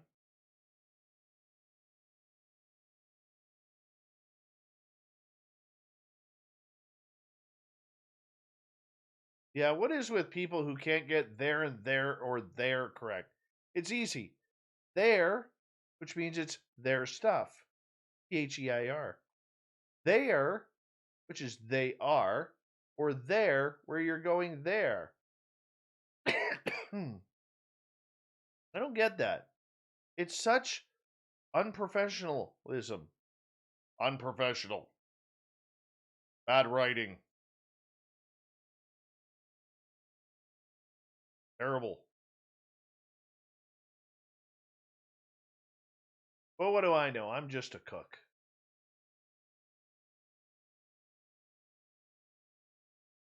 Who knew?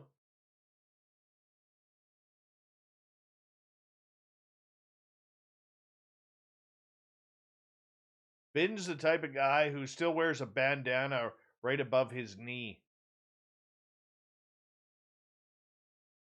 Just saying. It happens.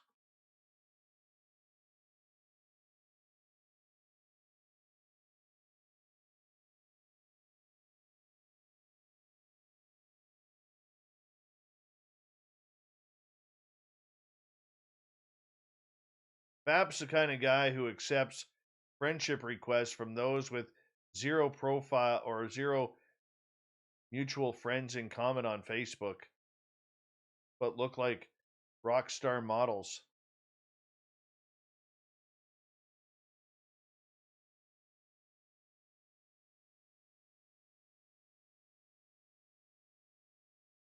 Nicole, you can't be just a cook. I'm just a cook.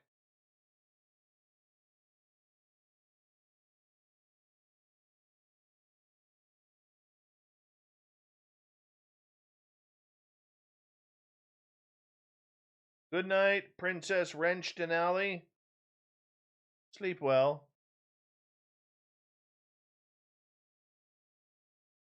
Nicole Scissorhands down there.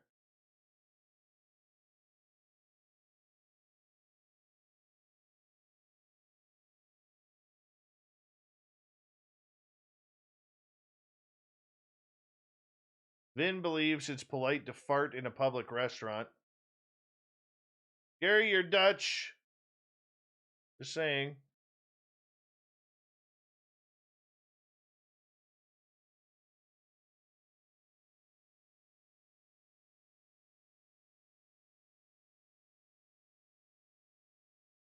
My chair is comfy. I wouldn't even mind closing my eyes.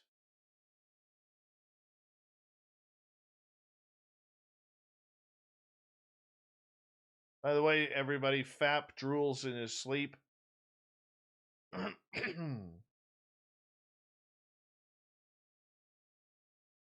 to let you know. And Rye still wears Velcro straps on his running shoes.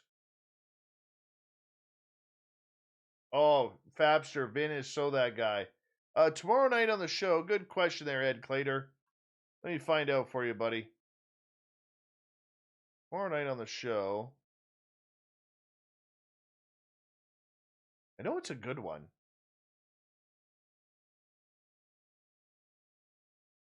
Corn's the booking guy's hitting home runs lately.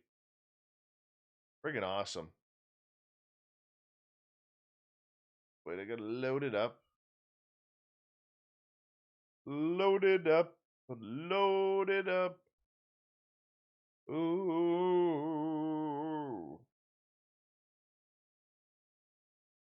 Our cryptid world with the lovely and talented Barla Ventura.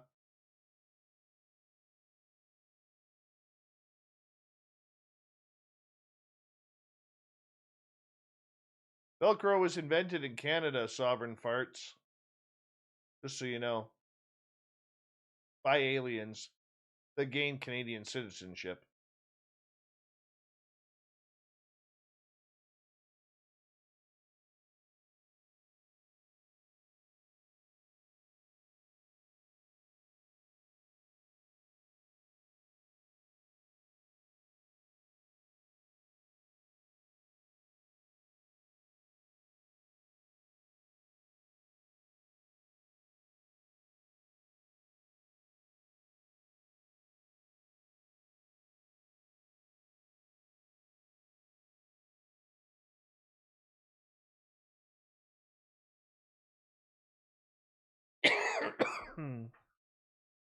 All right. Let's see here. Got like 15 minutes. Close that.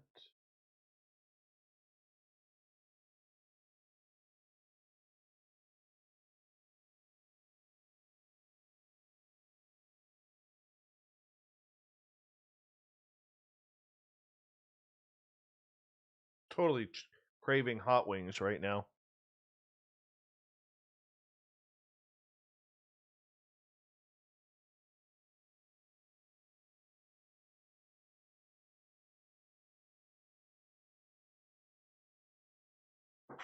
What do you think the chances are that Gildo has tuned us up to go watch Pornhub? Just saying. I think it's at least in the 96% percentile.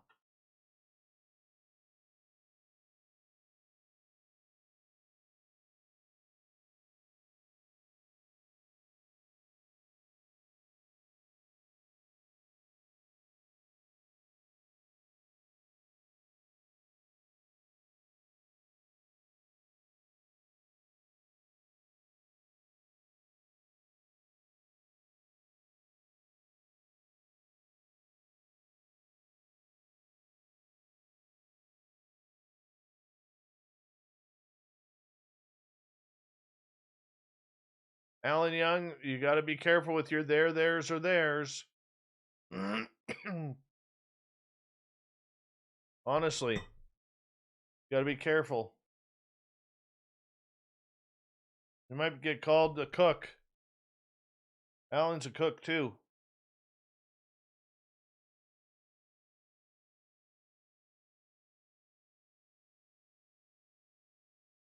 You're probably right, Ben. He's probably passed out on the toilet. Gil definitely sits down to pee at a certain point in night.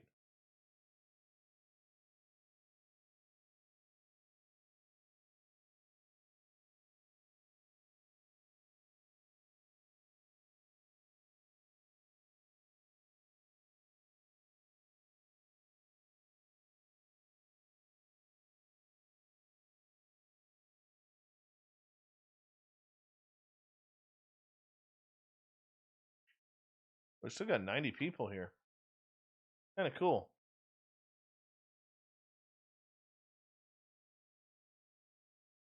What do you think the chances of Gil showing up in Vegas are?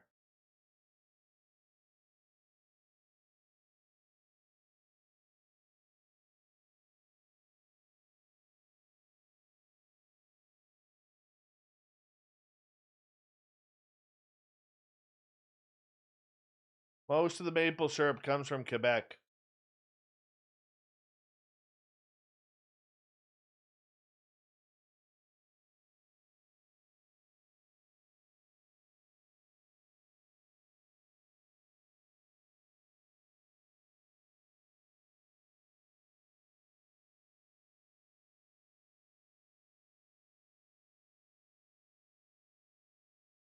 Hi, Bombshell Bomber. Apparently, I'm a bullseye. Thank you.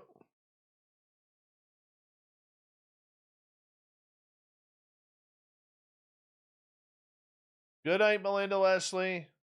Love you, dear. Honestly, one of the nicest people you can meet in ufology. Melinda Leslie. Always happy. Always willing to share a story. Loves talking about the subject. She's a brilliant researcher, too.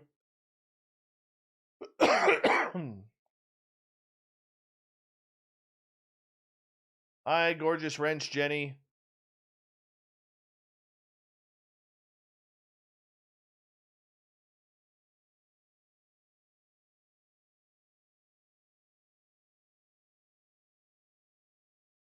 Shame on you, Nicole Sakic. You will never be properly Canadian with an attitude like that. Just saying. One of my screens went off. Why did my screen go off? Why did my screen go off? Oh, there it is. And now it's off. Where'd it go? Now it's flickering. And now it's on.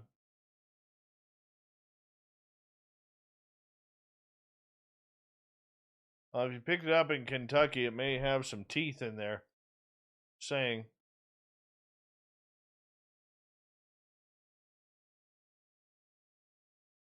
It does not, Vin. Does not. By the way, today it got up to, I think, 65 degrees here. It was definitely t-shirt weather.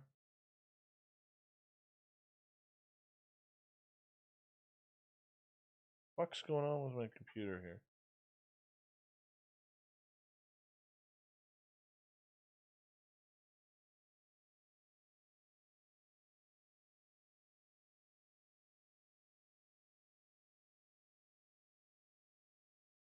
I think it's about 17, 18 degrees here today. Canada is warm. We've officially hit no socks weather. Yeah, our forecast is going to be nice here for the next little bit. Right now, it's a balmy 2 degrees Celsius or 35 Fahrenheit. Tomorrow it's supposed to hit a high of 65, which is 18 Celsius. Perfect temperature. Friday and Saturday, it's going to be 20 to 21 degrees Celsius, 68 and 69 degrees Fahrenheit. Then we drop down to 60, 61, 62, 62, 62. No snow in sight. Lots of sunshine. Spring is here, and I'm starting to build my garden tomorrow. That's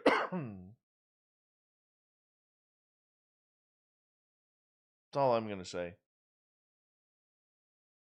And I'm starting a big-ass fire tomorrow in my backyard. It'll involve gasoline and all sorts of cool stuff. I'm fucking burning tomorrow.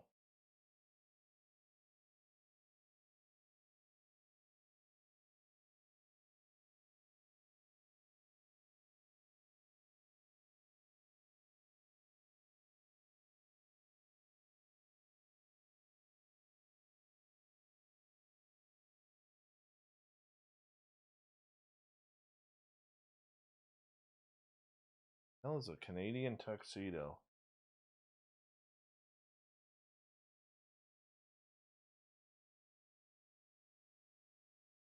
A Canadian tuxedo is a colloquial term for wearing a jean shirt or denim jacket with jeans.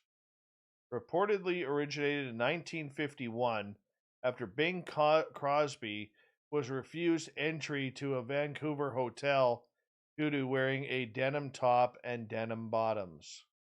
I guess it is a real thing. I've never owned a jean jacket.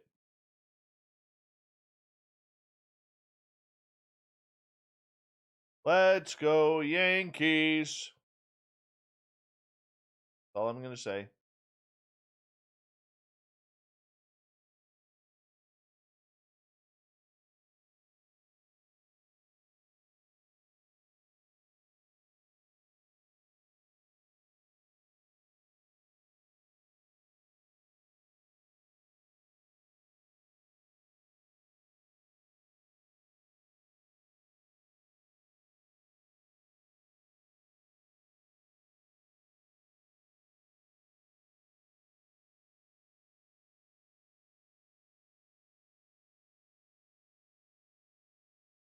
Oh, there was a no-hitter thrown tonight. Carlos Rodon for the Chicago White Sox. Already the second no-hitter this year. He was 2 outs shy of a perfect game. And one got away from him and he hit the batter.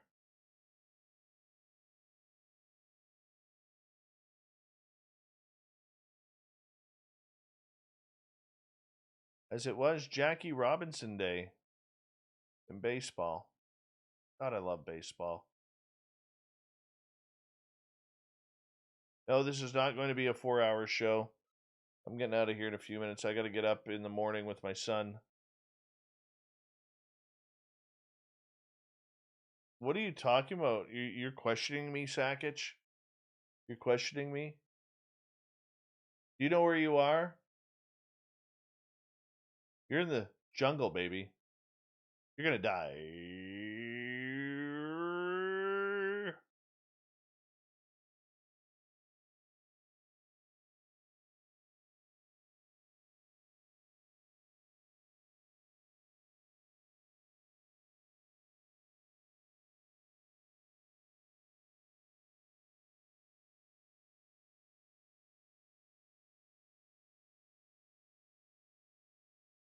When you go to Vinny's house, he offers you that same candy that's been stuck together at your grandma's house for the last 48 years. That's what he greets you with.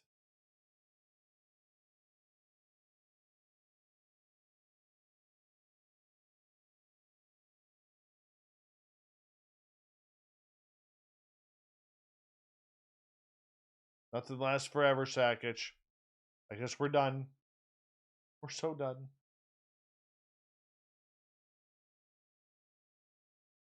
We've been through this such a long, long time, trying to cure the pain.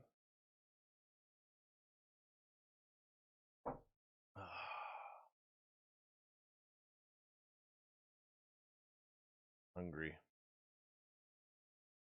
I hate being hungry at this time.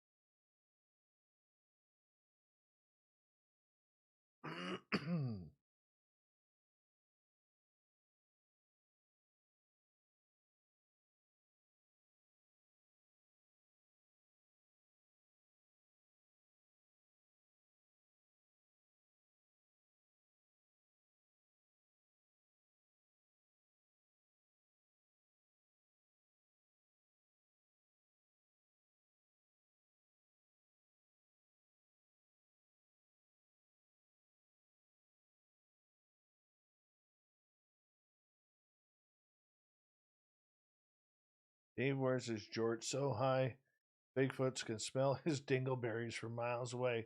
Anything to bring him in there, Fap. Anything to bring him in there.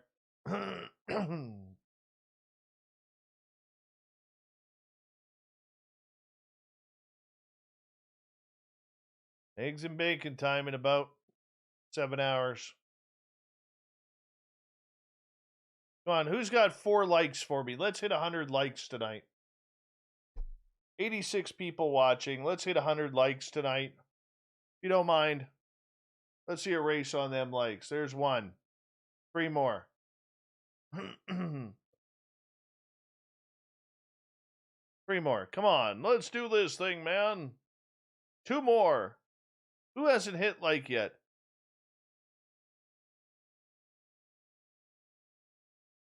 Thumbs up. Give us a thumbs up here. We need 2 more.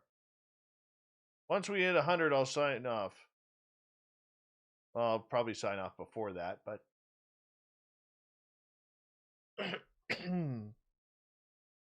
One more. Let's do it.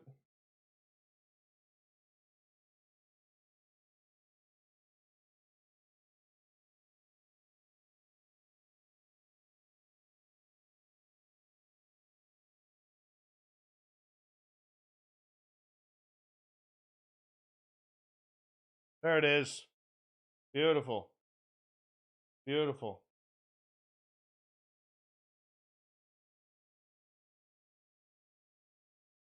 Beautiful.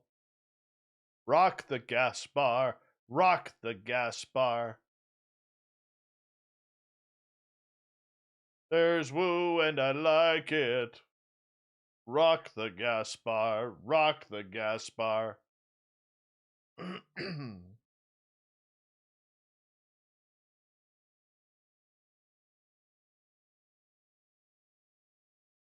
All right, I'm calling it the night.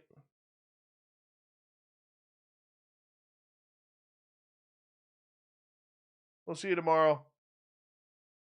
Our good friend Varla Ventura is back. I'm tired. Thank you to everybody. Let's go through this. Mr. Catfish, Rye Guy, Fapster, Melinda, Science Bob, Cherry Pepsi Mike, the gorgeous and talented Nicole Sackich, Double Tim, and Chris for the super chats. Thank you to everybody who's new to our channel and hit that subscribe button. Thank you to all the veterans who listen to this show and current people serving. You guys are amazing. You're awesome. Keep up the great work. We love you. And to all our regulars, check it on out. We love you too. You guys are amazing. Thank you for making this so much fun each and every night. We'll talk to you all tomorrow night. Varla Ventura is our guest. Remember, as Nicole Sackich always tells me, go own the night. I think we won it. I think we won the night tonight. I think we owned it, Nicole. I think we owned it. See you later.